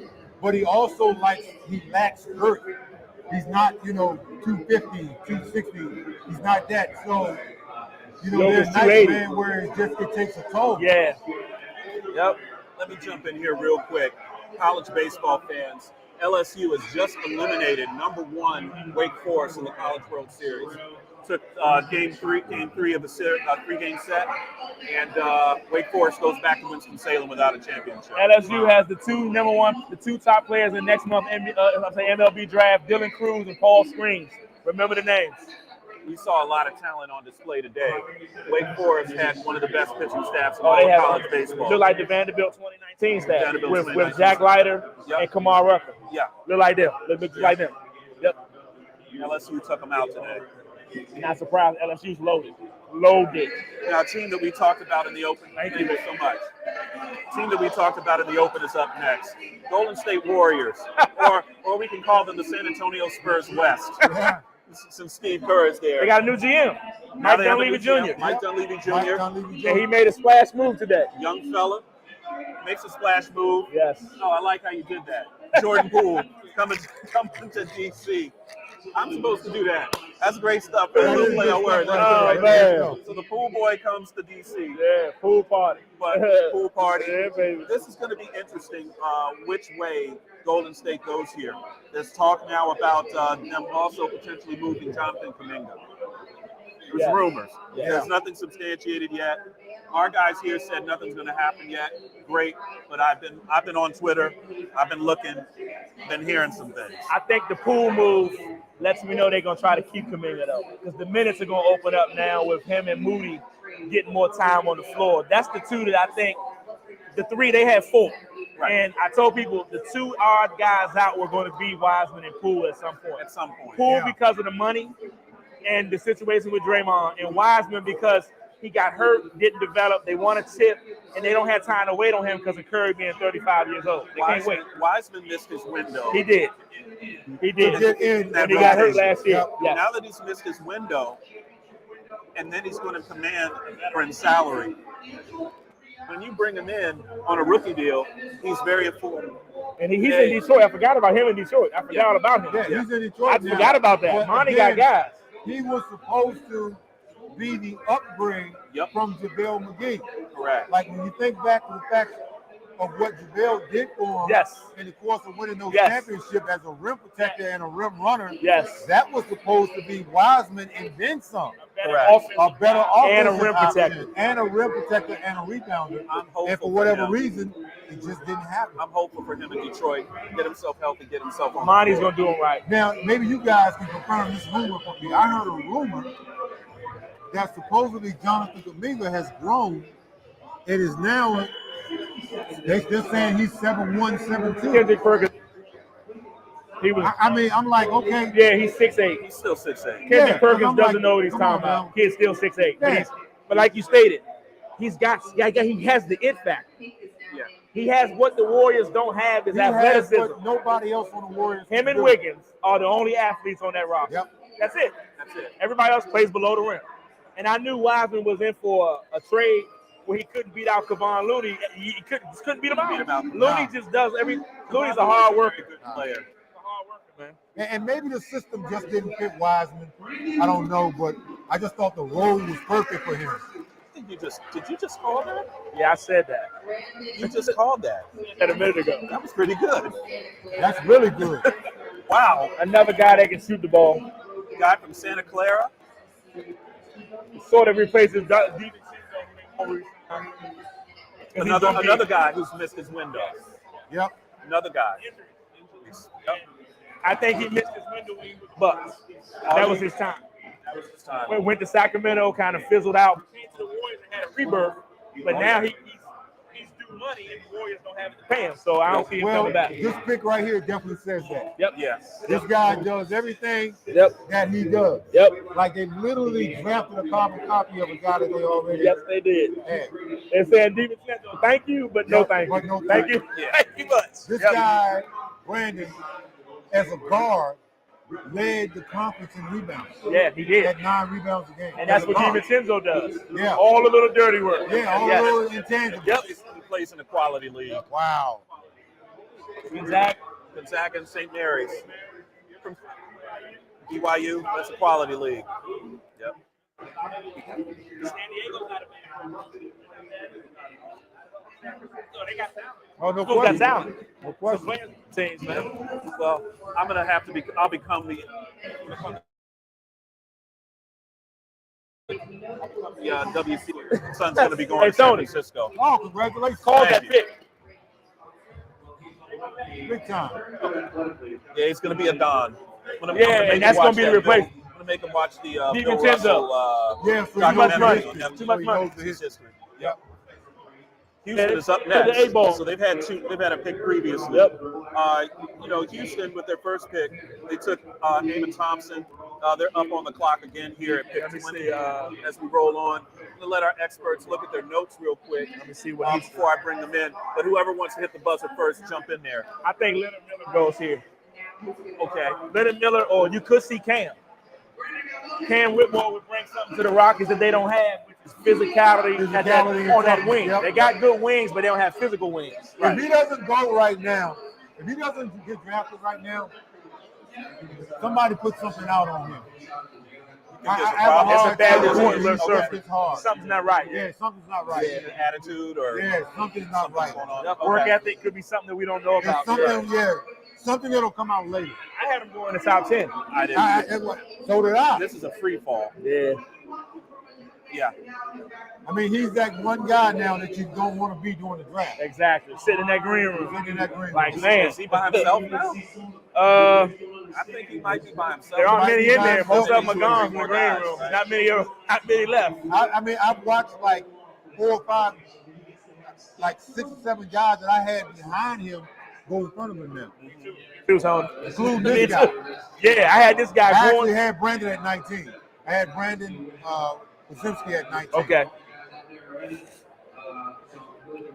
But I did not think that he would still be on the board at this point. A couple of my friends said good pick by the Lakers, so they like the Jalen Hood Shafino. It's a good pick. Yeah.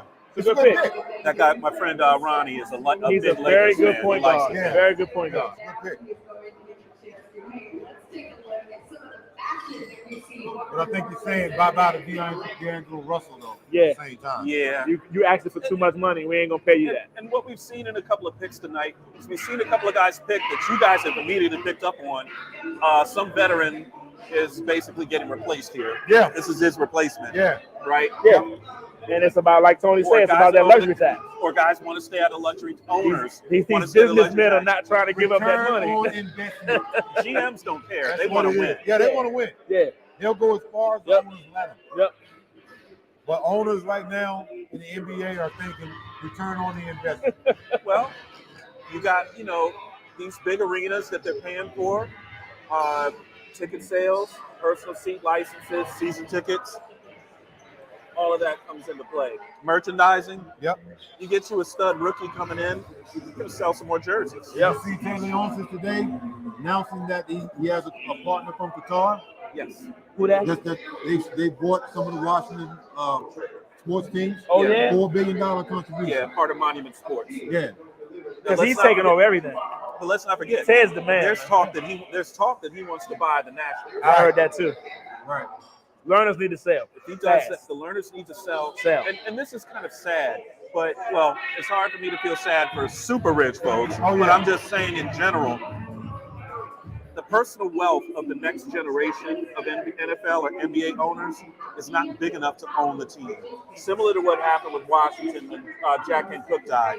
His son John Kent Cook didn't have the personal wealth to purchase the team, Yeah. which is why he didn't get the team, which to most Redskins fans' chagrin is who they wanted to own that team. Yes. Keep it in the family, Yeah. like the Rooneys, Yep. the Bolins, the Maras.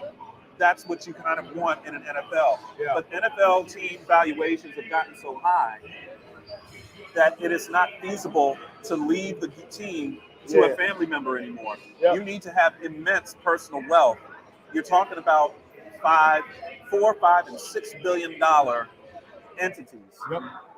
And if your father owned the team and you don't have that type of finance, you're not going to be able to purchase the team as the sole owner or principal owner. You've got to bring in a Byron Allen, a Grant Hill, somebody with some big money. Yeah. Magic Johnson, bring in some names so that you can afford this team. It doesn't work that way anymore, unfortunately. And let's not forget, a lot of these owners, when we're talking about the NBA and the NFL, Yeah. they don't just own one team. They own multiple teams. They own owner a of the basketball Redskins. team. Yep. They The own owner a of the hockey Commanders team. owns They a own a hockey baseball team. team. Yeah. You know, Ted owns the hockey And a basketball team. Yeah, he owns a hockey team and a basketball team. So Yep. and you're talking about valuations of one franchise being $3-4 billion. Yeah. And you got multiple franchises. Right. So it's not like just that one now. Like it's a different day Entirely. It's a different day. And that's why you need partners Yeah. as well. You got to have these partners come in. That's true. I don't know how Ted's going to do it, but I do think that's what's going to happen. Also, the consolidation with did he split off Washington? No, he bought NBC Sports Washington. So Monumental is now under that umbrella. NBC Sports Washington is now Under the Monumental umbrella. Got it. There it is. There it is. You guys Yep. called it. Very I'm actually good. happy for that Good kid. job. I'm happy for that We're Good clapping call. for him. Hey, good call, T. Good Yeah. job. Good call, guys. Good call, baby. I like this move. That's a good pick, man. I like this move. kid. He's different than everything they got down Him there. and A-Man Thompson, that's damn good. He's going to be fine. Gonna be fine. Well, this is a motivator. Motive, This is a definitely, motivator. definitely. Yeah. As you can see right now, he got drafted. Yep. And the look on his face is like he's disappointed because he didn't go He higher. get ready to go down there and do But work. at the same He gonna time, do some work down that's there. gonna be that fire. Yes, sir. When the season starts to say, hey, everybody that passed on me, I'm gonna make you pay. Good young player. Yeah. He comes in with his head, screwed on properly. They get him properly motivated there in Houston. He's going to do some damage. He can really play basketball. If he can improve his jump shot, which I believe he can, you're talking about right there, an explosive athlete who can now shoot the basketball. He's going to get bigger and stronger than even what you see right now. Oh my gosh. Like, look at that. You can't teach that. No, you can't. See, that's the part of the game you can't teach. And that. Yeah. Quick twitch. Goes for the ball. Yeah. Yeah. And aggressive. Good hands. For a good-sized guy. Yeah, Pretty good yeah. hands. Yeah. Honestly, the type of player he was, you don't see Villanova get that type of guy. Angular, can slash. Yep. That's not a typical Villanova player. No. Villanova plays what we call in the business, and you'll say this as well, they play small ball. Yep. They don't necessarily want to run They up and down the spread you court out. with anybody. They're known for guards, not bigs. It's a Jalen Brunson world. You're just living in it. DiVincenzo, Yep. Mikal Bridges. Yeah. Yep. Go down the list. And their bigs are usually guys like Amari Spellman, the three-point shooter that was 6'9", shot threes. And they had one big guy, Daniel Achefu. That was the only big guy that actually was a 7-footer. That's it. During the 16 run with Arthur Diacono and Josh Hart. Another guard. Another guard. Diacono. Yep. They keep guys. Arthur Diacono, not flashy, just effective. No. Yep. Gets guys some spots. Same thing with Jalen Brunson, maybe a bit of a better Perfect. score, better score than Arthur An Diacono. extension of Jay Wright. George Clooney. Yep. An extension of George Clooney. GQ, That's all it was. as Gus Johnson calls him, GQJ. Yep. An extension of George Clooney, man. I swear that guy spent so much time in the D.C. area. Could have found some mumbo sauce on it. That guy, he recruited this He area come down hard. and tear this area up, man. Practically lived And he with was the one that WCAC. recruited Cam Whitmore. And he stepped down, and Neptune had him last year. And Neptune was going to do well up there. He just got to get his guys in and get it to where he wants it. It's hard to replace a legend. Yeah. So don't look at that as a bad. No, he'll be fine. No question. He came into a no-win situation in year one where one of the three best coaches in college basketball decided to step away. And no one expected him to No do one that. expected it. I wasn't expecting that. But he said he was burnt out. G, he's one of those coaches, though, when you look at him, you don't realize how old he really is. He's in his 60s. Yeah, he's been around He's a been while. in Villanova for what? That 05 team with Kyle Lowry and Allen Ray and Allen Ray, good they player. went to the Final Four and lost to Carolina, who won it all with Rashad McCants and all them guys. Raymond, Tyler, was it Raymond Felton? Felton. Yep. Scott May. Yep. Sean May. Scott Mason's Scott Mason. Yeah. Now that means I'm old because I remember that. The last undefeated team, 76. Scott May, Indiana. Last team to go wide. Had anyone go Nope. Wow. Nope. The last team to have a chance was the 15 Wildcats in Kentucky, and they lost to Wisconsin in the Final Four. Comiskey and them guys knocked them off. Sam Decker. Yeah, I remember We were supposed to get the Duke Kentucky final with all the one and done, and Kentucky got upset. Wow. Yep. Good stuff there. It's going to be the Brooklyn Nets show for the next two picks. They picked 21st and 22nd. Okay, they need a lot. They need everything. They need everything. They need a lot. There's a team that'll go with the There's a best team that had a vacuum. That team had a vacuum when they imploded it with KD and Kyrie. Yeah. They just blew it all up. The owner was tired. I'm not mad at him. He was tired. He paying Brooklyn rent. It's a gentrified neighborhood, man. Yeah. So, for me, Premier facilities in the NBA. It's a beautiful Barclays Center in the perfect spot, and you can't fill it up. That's not going to happen. So let's see what kind of young talent he brings in here at 21 and 22. Where did they go? you know, it's a guy I love, but they probably won't say it because of the foot. The reason why he ain't top 10 picks when he came to this last year. The reason why he was at he was at Mount Purdy with Keontae Jones. and he hurt his foot, and he had surgery on it, and the foot didn't heal right. But when he did get healthy enough to play, that kid shot 44% from the three-point line. He was the best shooter last year. 6'7", After sitting out all that time on a bad foot. elite ball handler, shot creator. The issue now is he was so explosive, he struggled finishing at the rim. I think people are wondering, they're going to probably not take him right now because he got to have another surgery on that foot. Which he could be damaged goods. Yeah. So that's the thing for me. That will hurt you. It will hurt. Again, another guy that might end up missing his window. Yep. Yeah.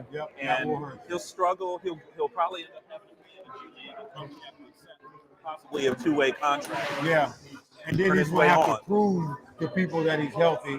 He's going to have a couple of years where he doesn't have an injury before people believe in him. How about an Andre Jackson going here?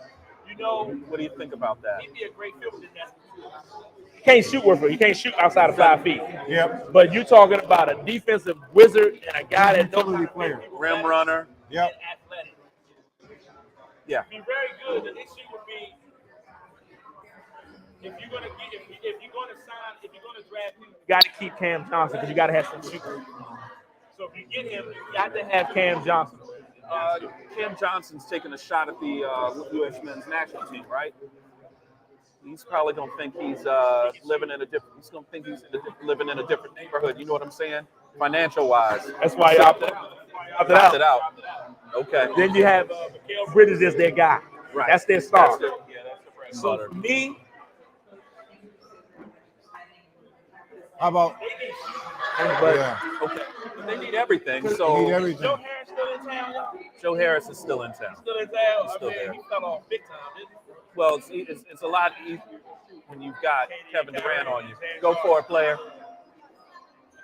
Kyrie and How James about Harden. Maxwell Lewis? Okay. I like him too. Wow. Okay. Yep. Noah I Clowney can from see that. Alabama. Alabama now has 2 guys that have been drafted. Yep, I had him on. It's there. funny because I had them taking County at 22. They took him at 21. Yeah. Yep. Brandon Miller went second, and now Noah Clowney goes. Yeah, I can pretty see good that. day. Pretty Yep. good day for the SEC.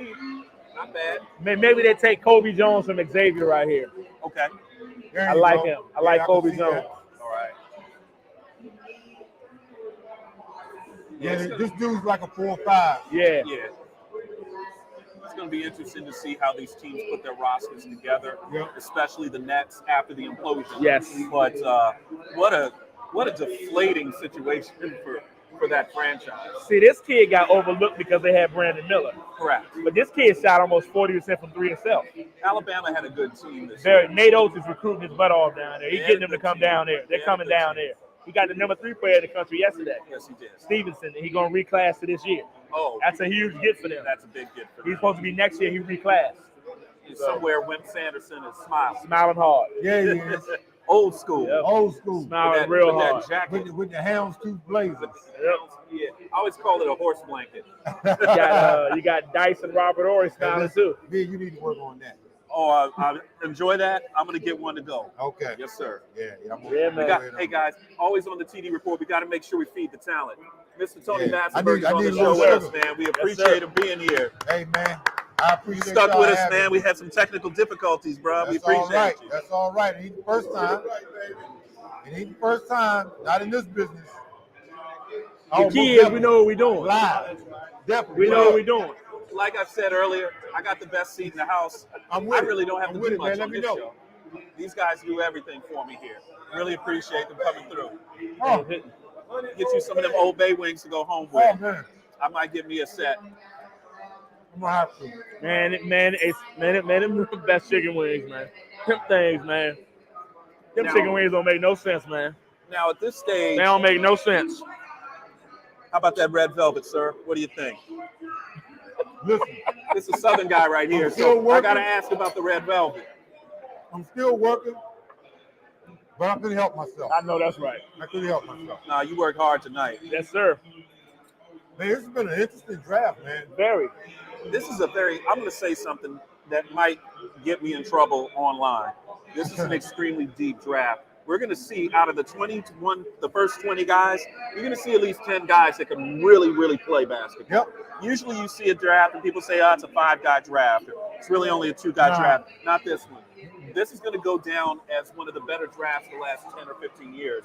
Good influx of talent, but this is a new wave of players. They play the way the NBA plays. That's what and I they was play going that way in to college. finish, and that's exactly what I was going to say. Okay. Yep. These guys play the way the NBA plays. That shows the influence of what the international game, the NBA game, and how that trickles down to college. Yep. This is the draft for the time. Right. Of where we're at in the NBA. This is that type of draft. You hear me constantly tonight talking about the league shifting to that 6'7", 6'8", 6'9", versatile, do it all, Paul George, Kevin Durant type forward. Like that is what the league has become. Yep.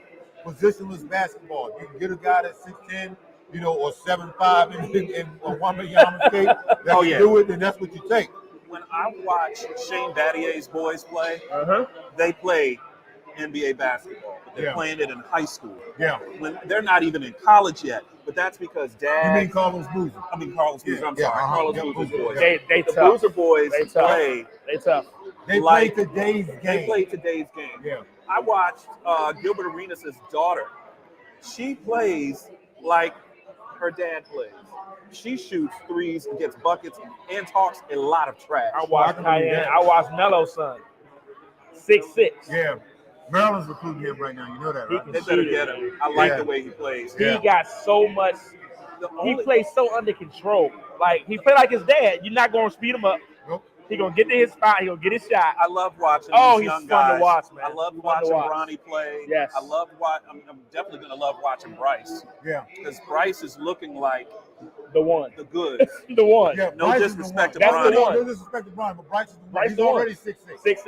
Yeah. Bronny has it the hardest because he carries the name. Yeah. Right.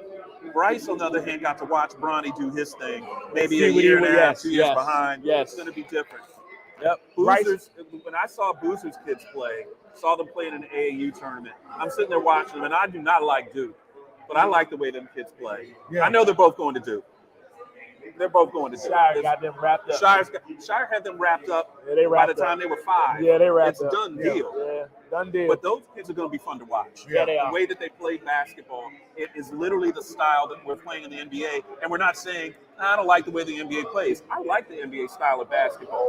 But you, sir, have one problem with the NBA. You think they shoot too many threes. You have too many different guys that shouldn't be shooting that shot. I don't think everybody should be taking as many as they take. Now, I don't have a problem with you taking 40, 50 a night. That's the way you got to win. But certain guys shouldn't get 10 or 12 shots. Like Marcus Smart had no business getting 12, 13 threes a night with the None. 32% out there. That's a byproduct. I say that respectfully because I don't want him to beat me up when he sees me. That's a byproduct. That's a byproduct of the trend of where the league has gone. Now, I'm fortunate that I got to play a long time from 1990 to roughly 2006. I was in Wizards camp as a 40-year-old in 2007, 2008. Wow. So I saw the league transition from big man, dominant big man inside to LeBron James in 2003. All-court game, yeah. So I'm sitting on the bench in Sacramento, and opening night, we're playing the Cleveland Cavaliers in LeBron's first NBA game. Wow. Right? So this is the first time I've actually laid eyes on LeBron in person. So I'm sitting there looking at him, and I'm like, okay. Not sure I've seen that before as an 18-year-old. He's 6'8" and 240 pounds at the time, right? He's 18 years old. He's by far the fastest guy in the gym and the most athletic guy in the gym, right?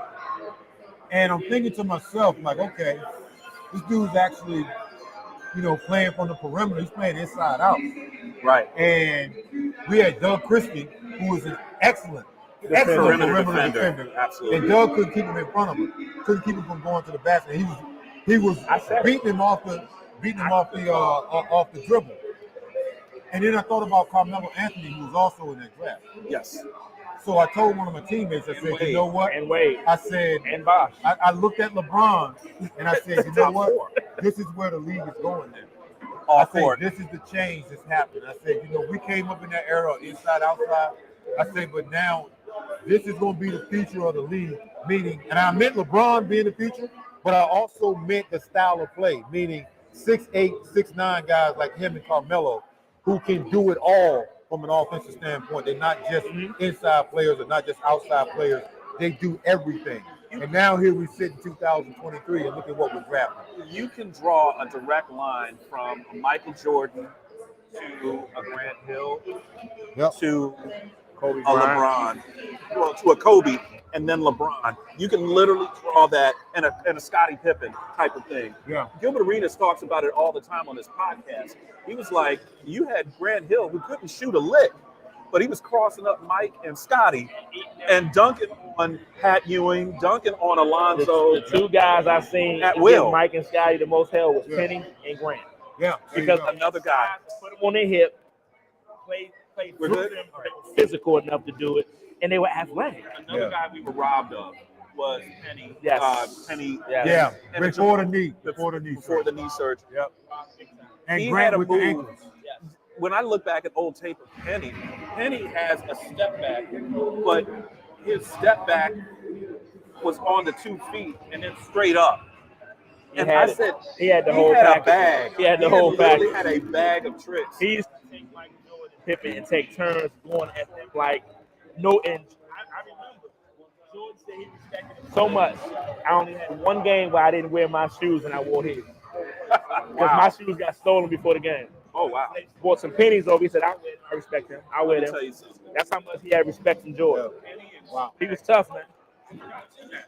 T-Mac, There you go. Another guy. Robbed of injuries. And all court type of player. So yeah, where you would see a guy from the old days, like a guy like an Elgin Baylor, who was an all court player before there was such a thing as an all court game. Yep. That's what made him so unique. made him unique. In that time, in that era.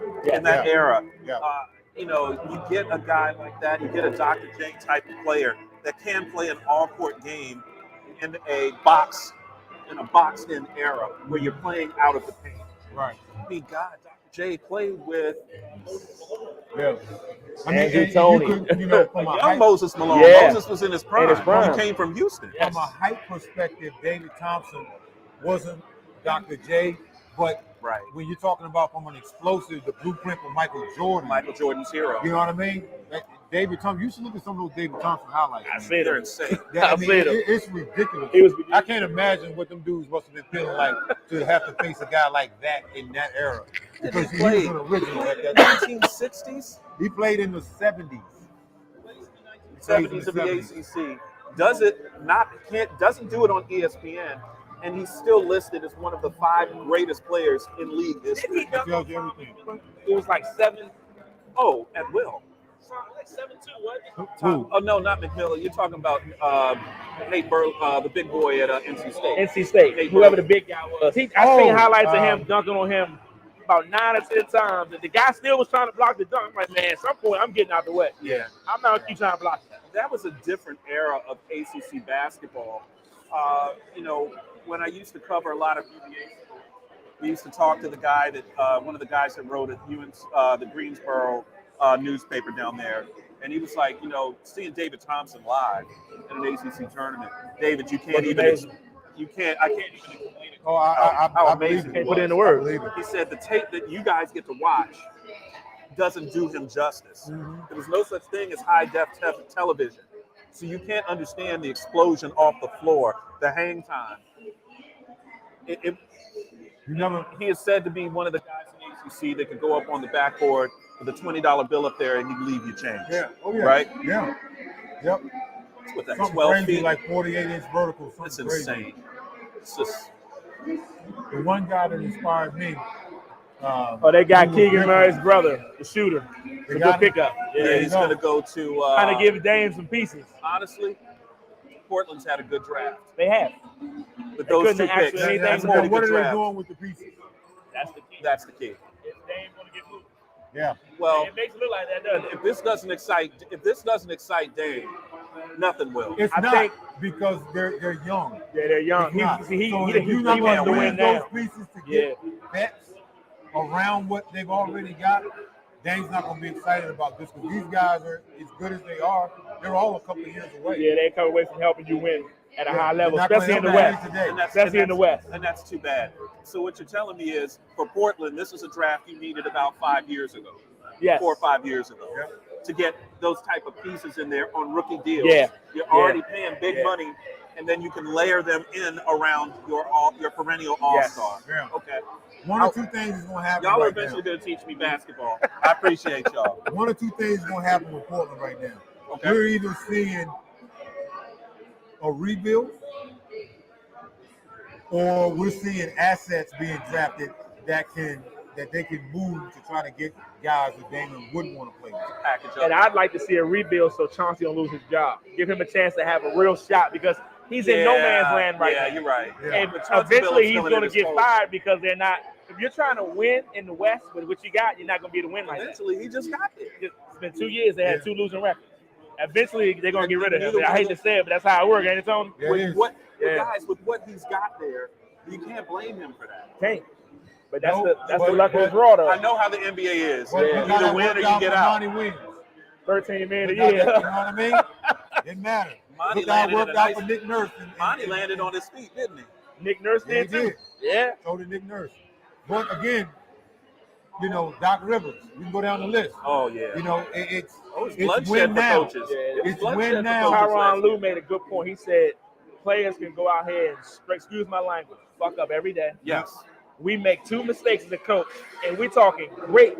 He said to see Doc Rivers not have a job in this league is insane. That's He what I'm said, saying. you going to sit here and tell me Doc Rivers didn't do what he needed to do to beat? They were up 3-2. He didn't say names, but he said the players got to take some accountability. There you A go. lot of Especially that He can do a MVP. lot, but he can't play the game. Especially right that now. MVP that had a 10-point differential from regular season to playoffs. I'm not going to talk about that. And then James Harden not wanting to listen to Doc because he want to play his way. Yeah. And then turn around and drop the bird Thank seeds. you. Drop To the get him bird fired. seeds at the end of the day To get him fired. Daryl Morey, your boy. You know you're going to get him out of there. Yeah. That's your boy from Houston. Yeah. Quick question for you, Tony. I want to hear your thoughts. Okay. Do you think the Pistons regret taking Darko Milicic and not Carmelo to make it could have won more titles? How could you not? How could you not? I mean, in hindsight, how could you not? Hey, no But- Joe Dumars disrespect will be Man. tolerated. Hey, listen. Not at on the my time, show.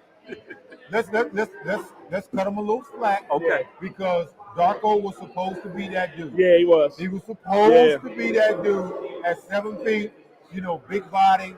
The game was still a big man's game at that time, right? It was transitioning into the new era that we see now. But if it was me, Take saw off what I with saw a bit. Carmelo do Yeah. his freshman year at Syracuse and lead him to a championship, I'm sorry. I'm going to go with the known, quantity right there. Could you imagine him and Rip Hamilton in the mid-range with I Chauncey Billups at point? They all might still be there. They might still Rasheed be- Wallace and Ben Wallace. They might now just be retired. I would say this for you guys. I think as much as the deal that Woo! Joe Dumars made, Man, the pick, I think it's going to come out at some point. Someone's going to let it slip. I think Larry Brown made that. I pick. do too. He didn't want to I play. I don't think I would Larry go Brown. with that. I don't think He's Larry. old school. I'll say this. He was I don't old think school. Larry Brown wanted Carmelo No. Anthony. Yeah. I'll just come out. He was and a say big Tayshaun Prince guy, and I like Prince defensively, I like but he him couldn't too. do half the stuff Melo could do offensively. I think Melo gave Larry PTS Nightmares. of AI. Yes. That's what I think. I think he saw Practice. flashes of Allen Iverson What we talking about? in Carmelo. Good one. That's a And good said, one. no way, I'm not going down that road. That's a good one. That's a good one. You know? That's what So I he- think. Been down that route already. We ain't doing that again. No, we're Okay. not doing that again. Good point. Yeah. And another one I wanted to ask you. Doc Rivers, 2000. Timmy Duncan was almost an Orlando Magic. I remember Free that. agent. Doc said your family can't fly on the plane, Tim. Sorry. Tim said I'm going back to San Antonio because they let me do it. Know where you love. Can you imagine the if I was trajectory? an assistant coach with Doc, I would have said, You took him aside.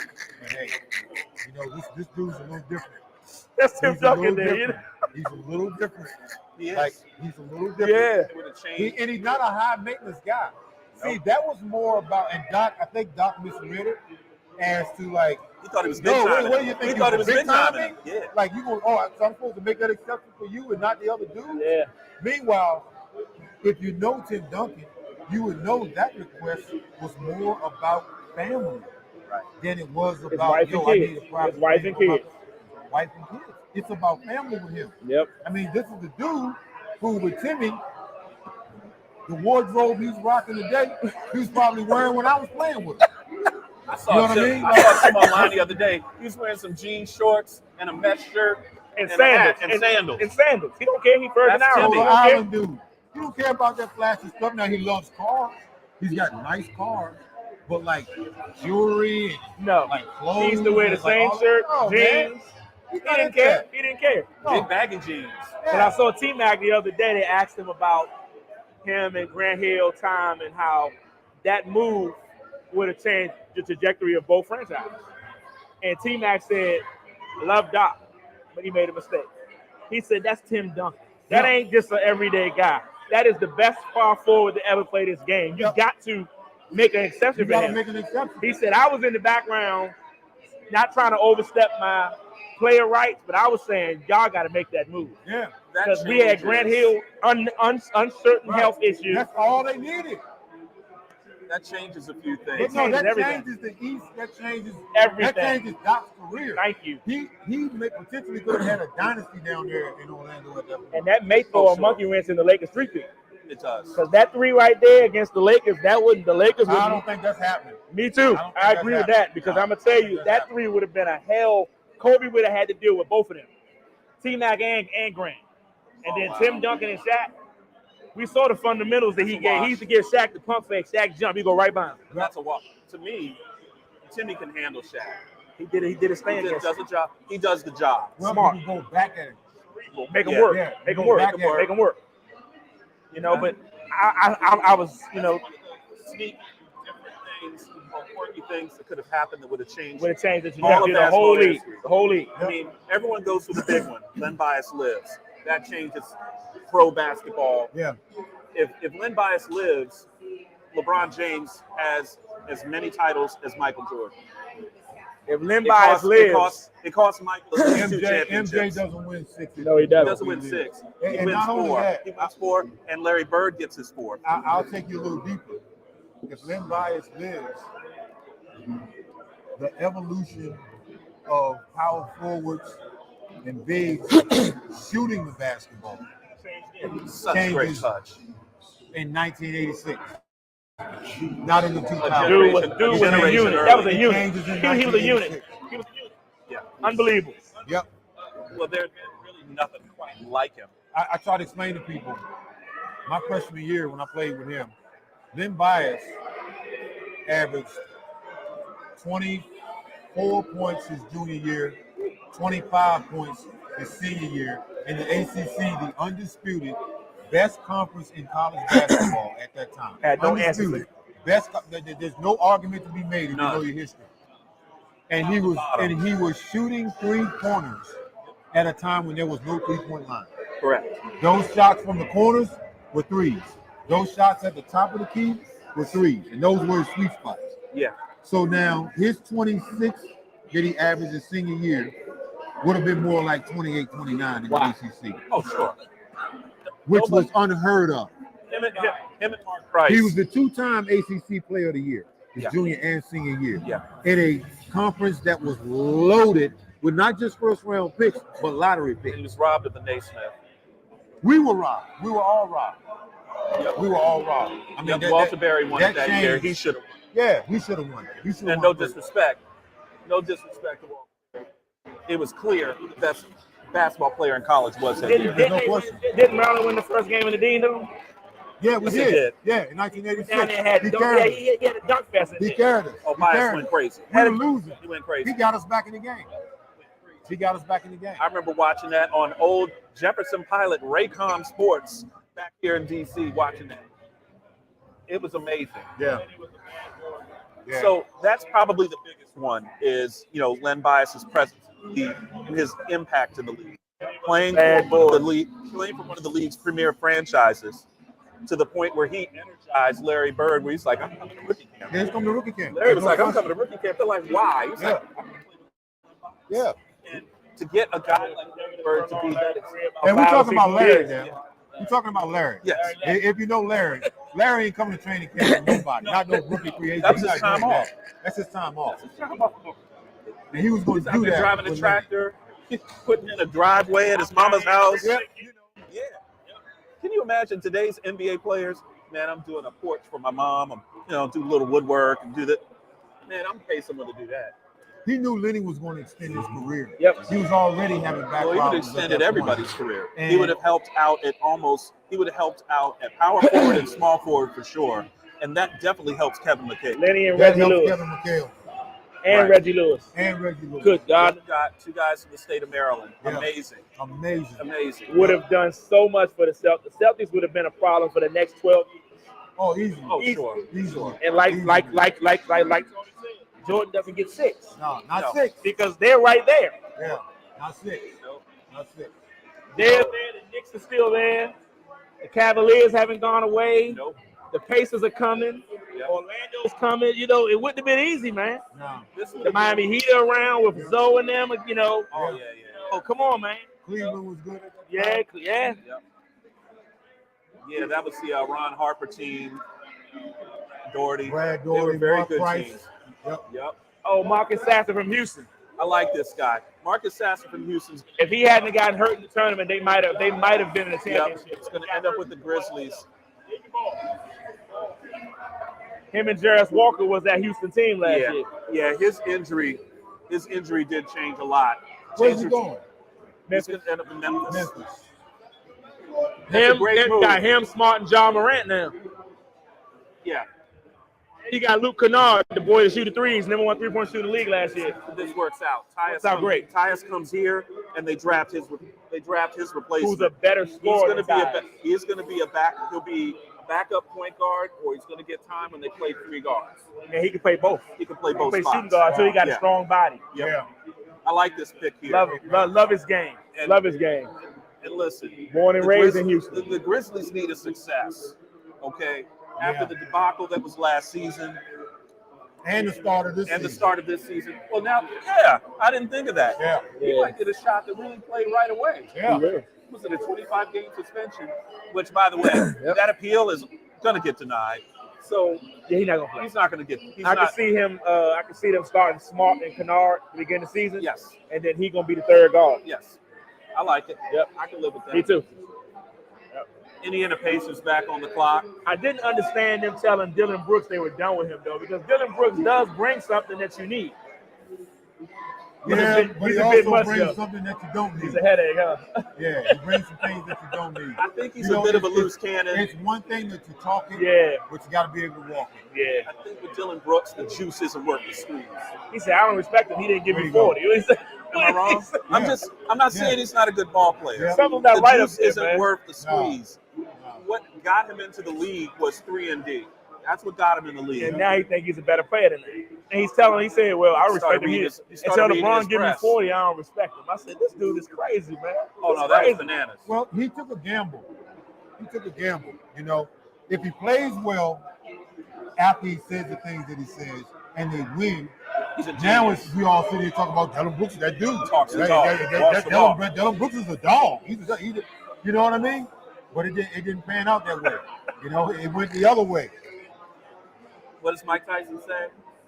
Everyone's got a plan until they get punched. Until they get punched in the mouth. Exactly. He said, I don't respect him. He ain't give me 40 yet. I Right. said, this dude is crazy, Yeah. man. Listen, the LeBron James disrespect, the hint of it that I see throughout the league, I don't like it.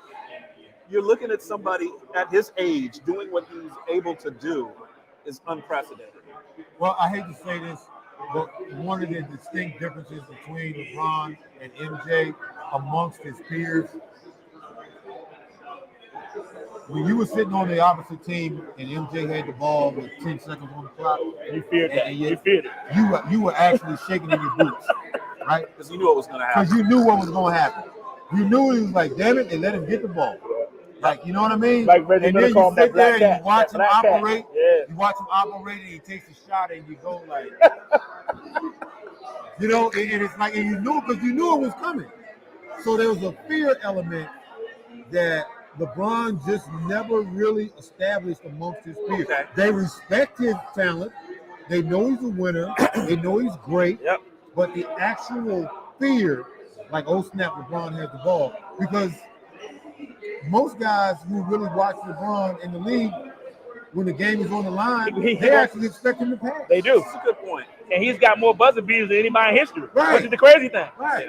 It's You crazy. know, you guys make a good point. Is it better to be in the NBA? Is it better to be respected or feared? It's better to be feared. It's better to be feared. They feared Kobe too. But feared oh, Kobe. they definitely They feared. They said in 06 when he stole that ball against Phoenix in the first round, Yeah. when he got it, the whole Phoenix bench put their head down. Now he They hadn't knew. even gotten into his shot post, so they all was Right. like, "We going down 3-1. He gonna make a shot." We're done. He hit it. They came back and won the series, but they asked Steve Nash. He said when he got the ball, we knew we were gonna lose the game. Right. He had a look like, I'm going to get a shot, I'm going to make it, and No we're going to matter go up what. 3-1. No matter what. What Mike said about Kobe was you try to look at a young guy, young fella, new jack, as Michael calls them. You try to look at a new jack and you get him to blink.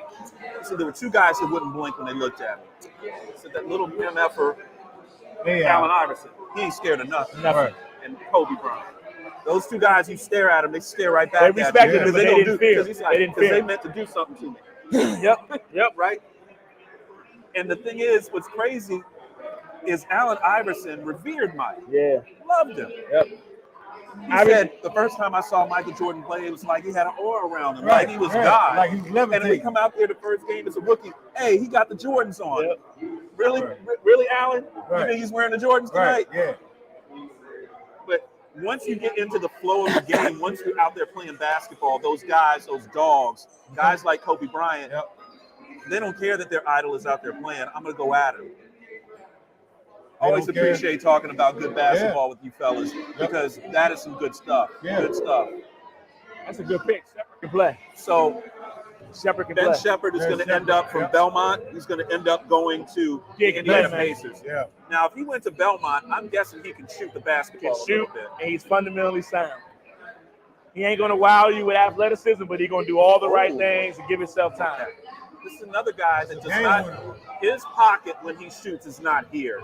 His pocket is up here. Yeah. That is old school. That is old school He's basketball. And he's Rollins 6'9". style. And he's 6'9". Yeah. I'm thinking Walter Davis.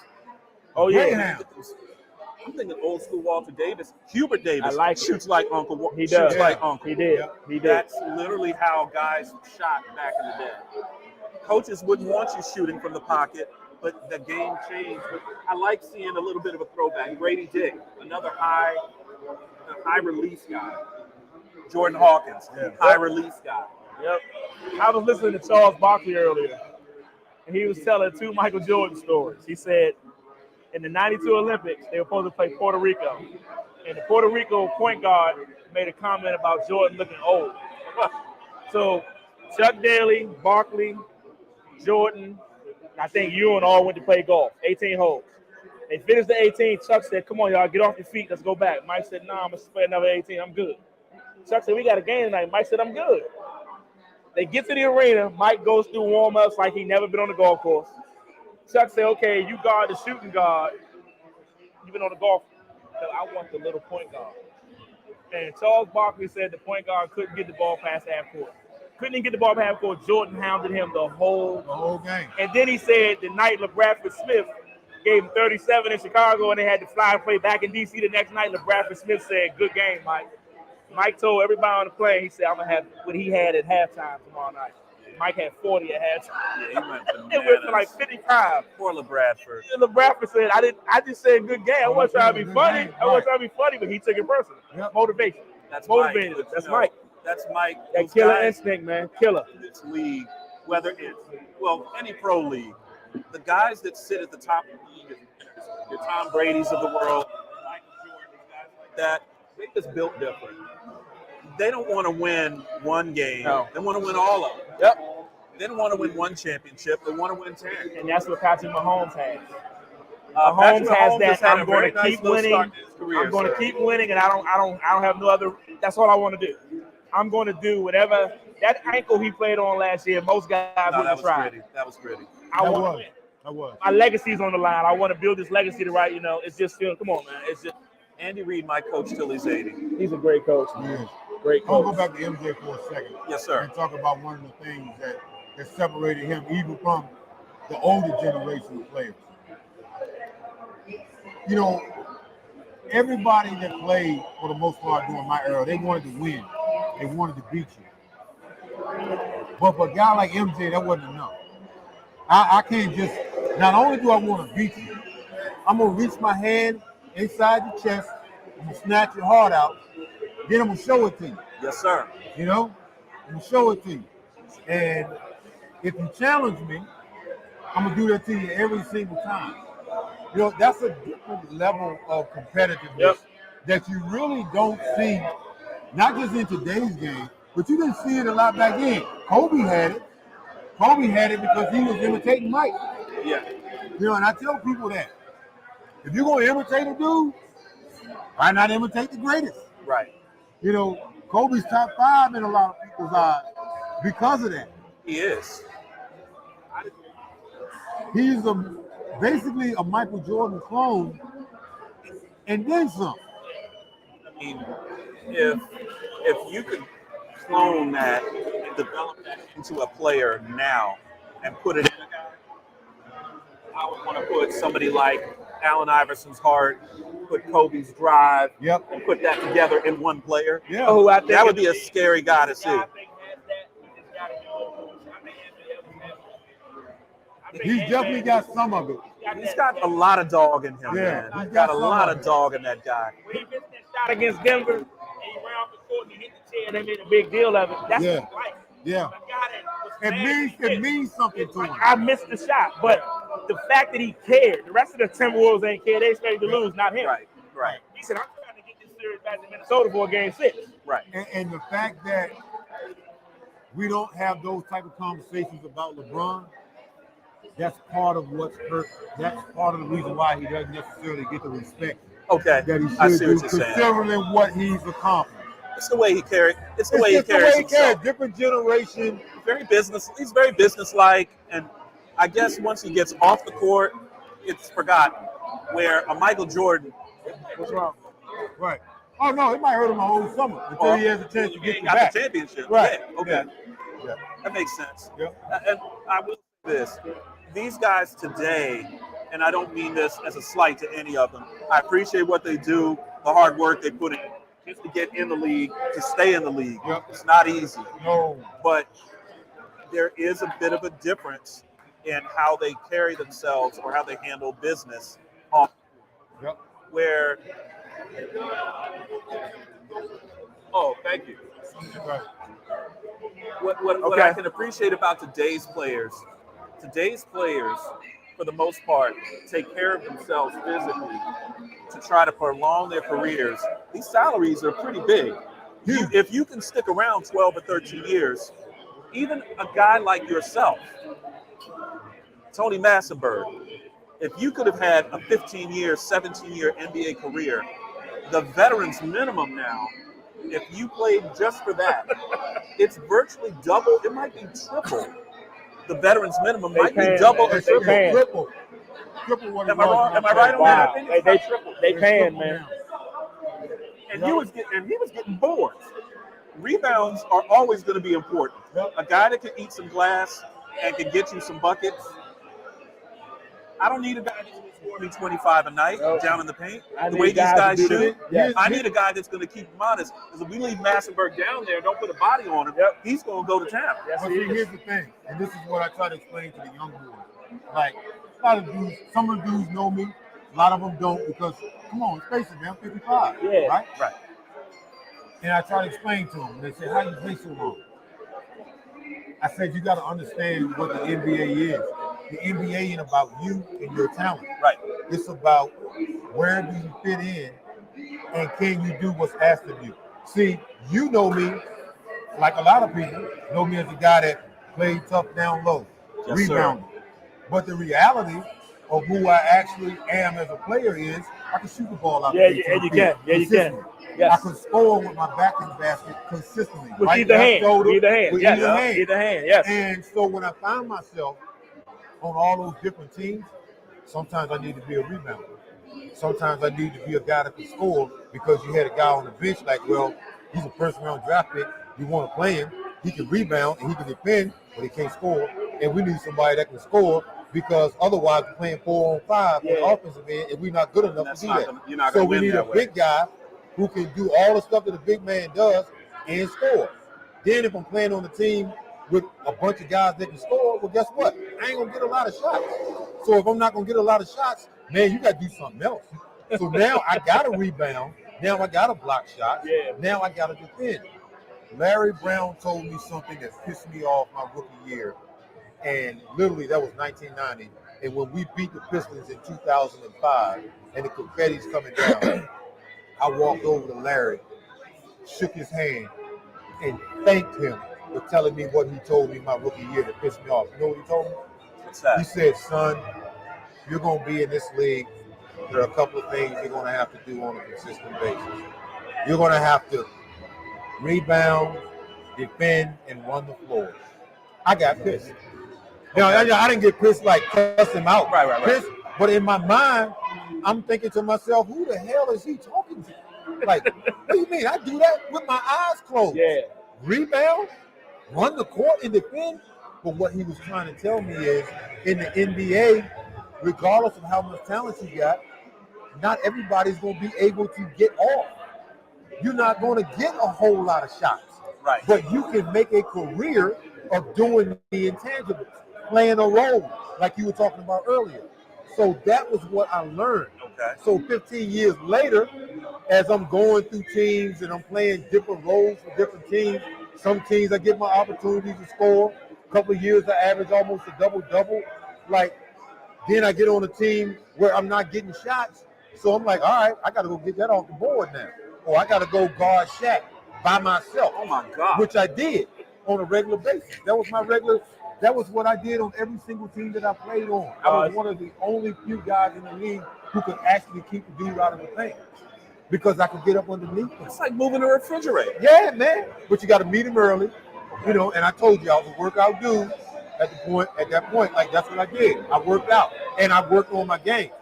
So they didn't have to send double teams when I played against You can handle him. You can handle one-on-one. Yeah. Carl Malone, Tim Duncan, Elijah Wan. Like, no, man, I don't need no double team. Patrick Ewing. Alonzo. Yeah, like that was in the scout report. Like, okay, T-Mass, you're gonna have Shaq. Just letting you know, you be all right. You ain't get no help. And I'd be like, yeah, I got him. But you made a great point though.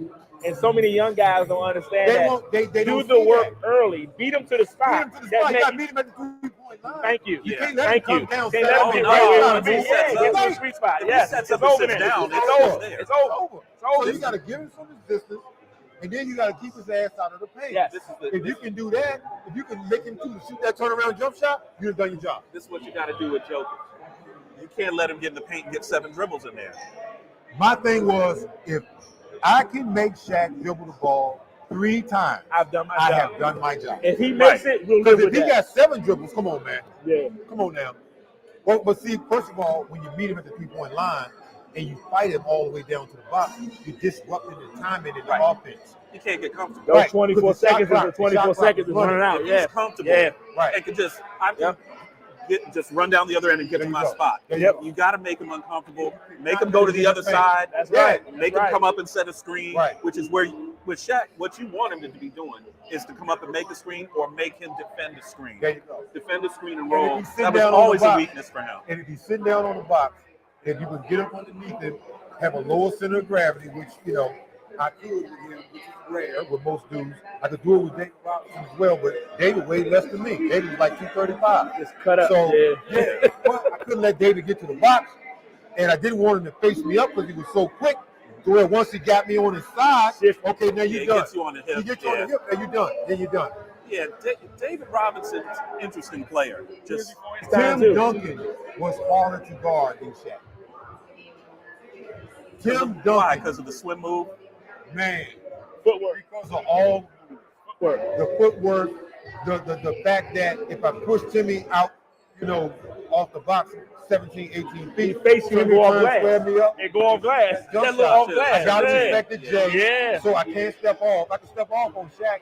Can't step off Oh, on he ain't Timmy. shoot. Yeah, he's not going to And shoot then out if I there. run up on him too quick, once again, just Yep. like David Robinson, Yep. get you right here, Yep. you're done. And then it's back to the basket shit. Like, come on, man. The stuff that Timmy Duncan was doing in college to Rasheed Wallace, of all people, was, to me, I didn't know what he was until he got to Wake.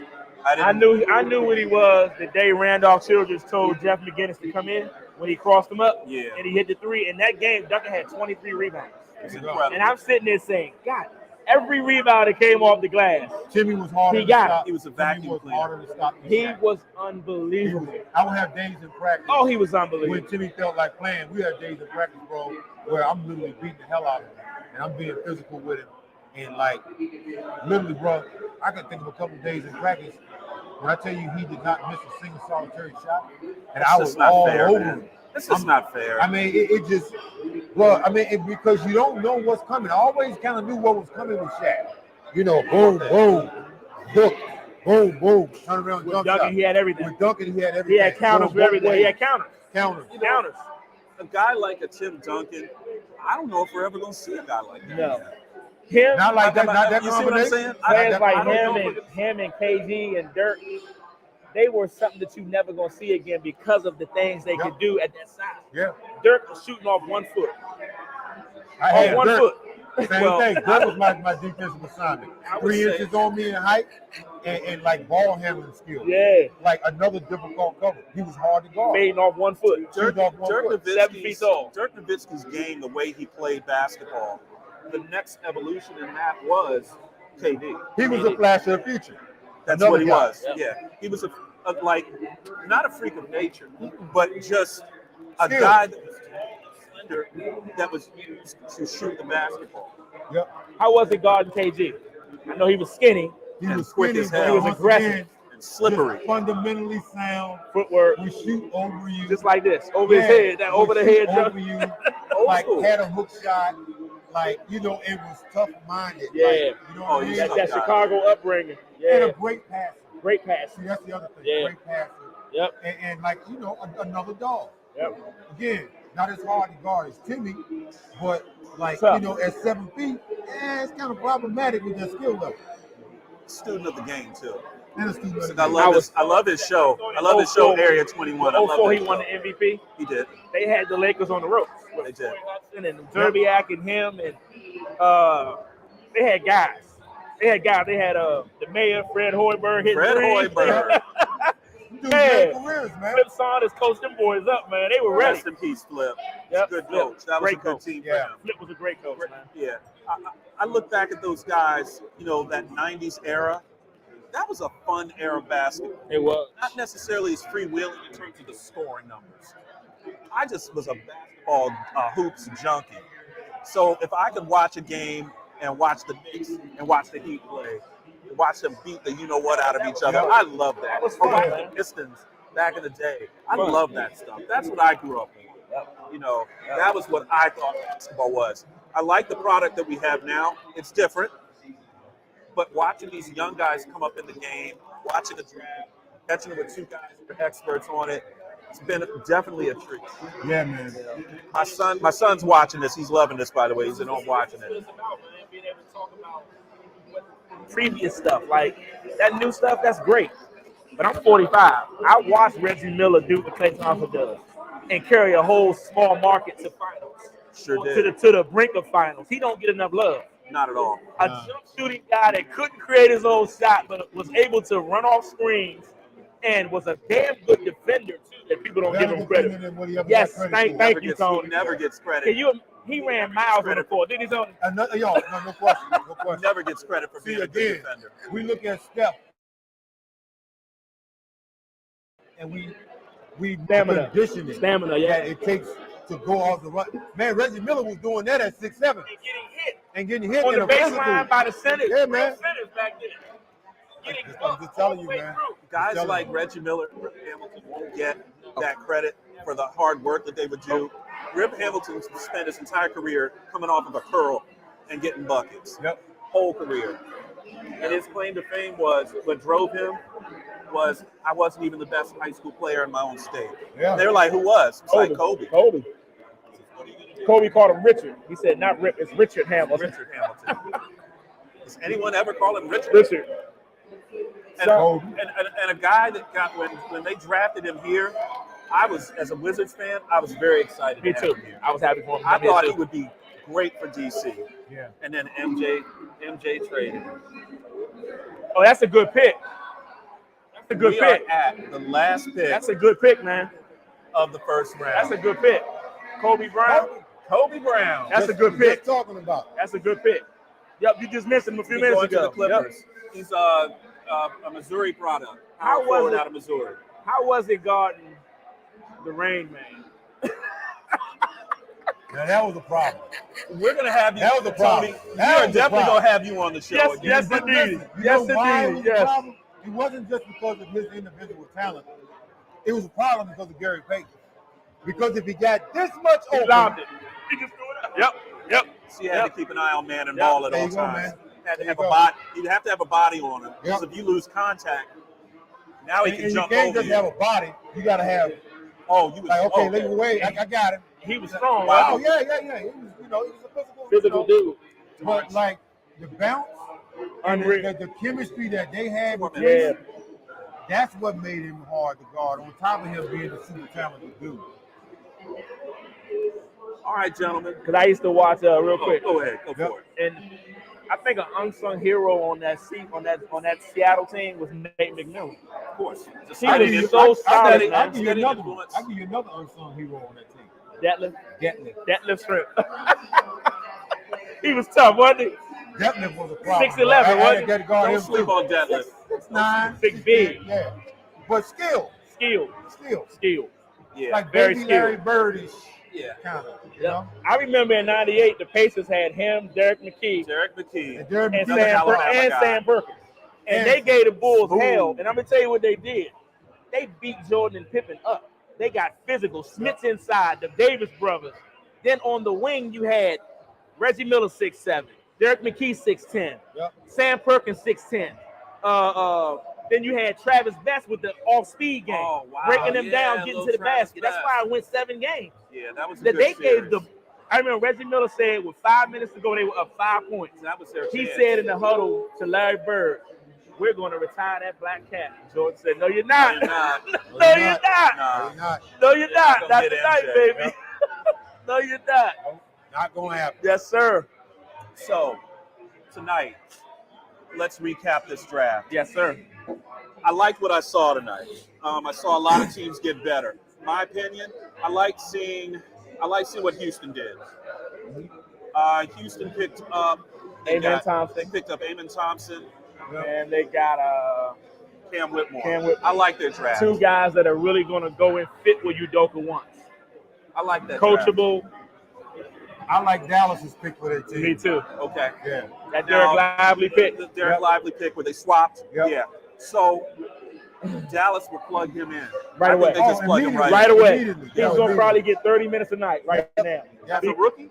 Because he is NBA ready. He was ready out of high school, but you had to go for a year to do it over. So they've just got to get Like him. Tony said, he's an elite shot blocker Elite. and an elite rebounder. Yep. That's what they don't Is have. he going to get beat up? Absolutely. Yeah, you got to get Yeah. some But weight you're on going to him. have to learn on the fly. Yep. He can basically keep up with what Luka and Kyrie do, so that he is in the right spot when they make a move or get to the basket when he's supposed to get there with timing. I think he's going to be all right. Well, He's they're gonna going to be put all right. him and Dwight Powell out there. They're going to have a good defensive front court. Right. Dwight Powell's a Yep. great defender. Yep. Can't do anything else, but he can defend and rebound and catch lobs. So But if you got Luka and Kyrie and Tim Hardaway. Yeah, Tim Hardaway Tim Hardaway Jr. Hey man, you got four. veteran guys. Yep. So you go- those are veteran guys too. So you can run them guys out there with. Then you got Kleber. You can bring him as a stretch guy if you Right. want to rotate in and out. So the Mavericks Lively gives them, like Tony said, options, Right. Yep. versatility. Right. Yep. And again, they don't have shot blocking and rebounding. They have to have it. And Yeah. they're gonna give him confidence on the offensive side Yes. of it. Throw them Yes. lobs. They're gonna put him in a position To be successful. Yep. Absolutely. Jason Kidd is feasting right now. I got a big. I finally got an athletic big. I got a big now. Yep. Well, that'll allow them to be a little more complete. Yes. More so complete. And they'll be able to get up under guards on the perimeter a little bit more and really be handsy because they got a guy that can clean it up in the back end. They can play with leverage. Yep. I like it. Yep. Well, guys, I like what they do. we made it through a first round. Oh yeah. We want to appreciate everybody here. We want to thank the people here at Tom's Watch Bar here at the National Harbor. Definitely come on down and check them out. As you can see from the set, Great that stuff. red velvet cake is really good. We Was. definitely was. Want to thank all the people that came out to watch us tonight. We definitely want to thank our special guest, Mr. Yes, Tony sir. Massenburg. Thank you, sir. Thank We you. appreciate you. Man. Appreciate your Appreciate it, Tom. expertise. Appreciate you, baby. Yeah. Devon, Yes. another great show, Appreciate sir. you, man. Definitely, always. Thanks for joining us. And Always. definitely catch us. We're going to be back on what is today's Thursday. We'll be back on Monday. Monday night. Back on Monday Monday night. night. Anytime you want to get on the show, feel free. Yeah, please. We'll send you the Please. StreamYard link. Please. We want to talk a little bit more Please. about the Rain Man. Yes. Yes. 'Cause Yeah. He's Please. kind of like Bigfoot. He's a mystery. We didn't get to see everything that Chris he had. Webber, all them guys. Chris man, C. you know. Webb. Flade Divac and all them guys. All of them. You had to guard all them jokers. All You of guarded all of them, man. Big Zoe. You had to guard Big Zoe. And you guarded Oliver Miller, didn't you? Big Oliver O. Miller was one of my teammates. I got my first dose of him when he was a freshman at Arkansas. Yeah. That was the first time I Maryland saw playing him. down Fairfield. Yep. You're one of the few guys that played for 3 coaches in Maryland. Yeah. Played for Gary, played Bob for Bob Wade, Wade, yep. and Lefty. Yep. Yep. All Played for all three. three. It's not bad. Wow. That was an interesting time, man. Got a Man. cramp in my So leg. I remember watching the game. Greg Nard was playing Woo. point guard. Yep. I remember that. That would have been my junior year. That would have been your junior year. Ah, Y'all was battling though. Yeah, man. Y'all was battling. Yep. Always fun to watch you guys. got Come a on, Big cramp in my Tony. leg, man. Get on up I'm here, good. Tony.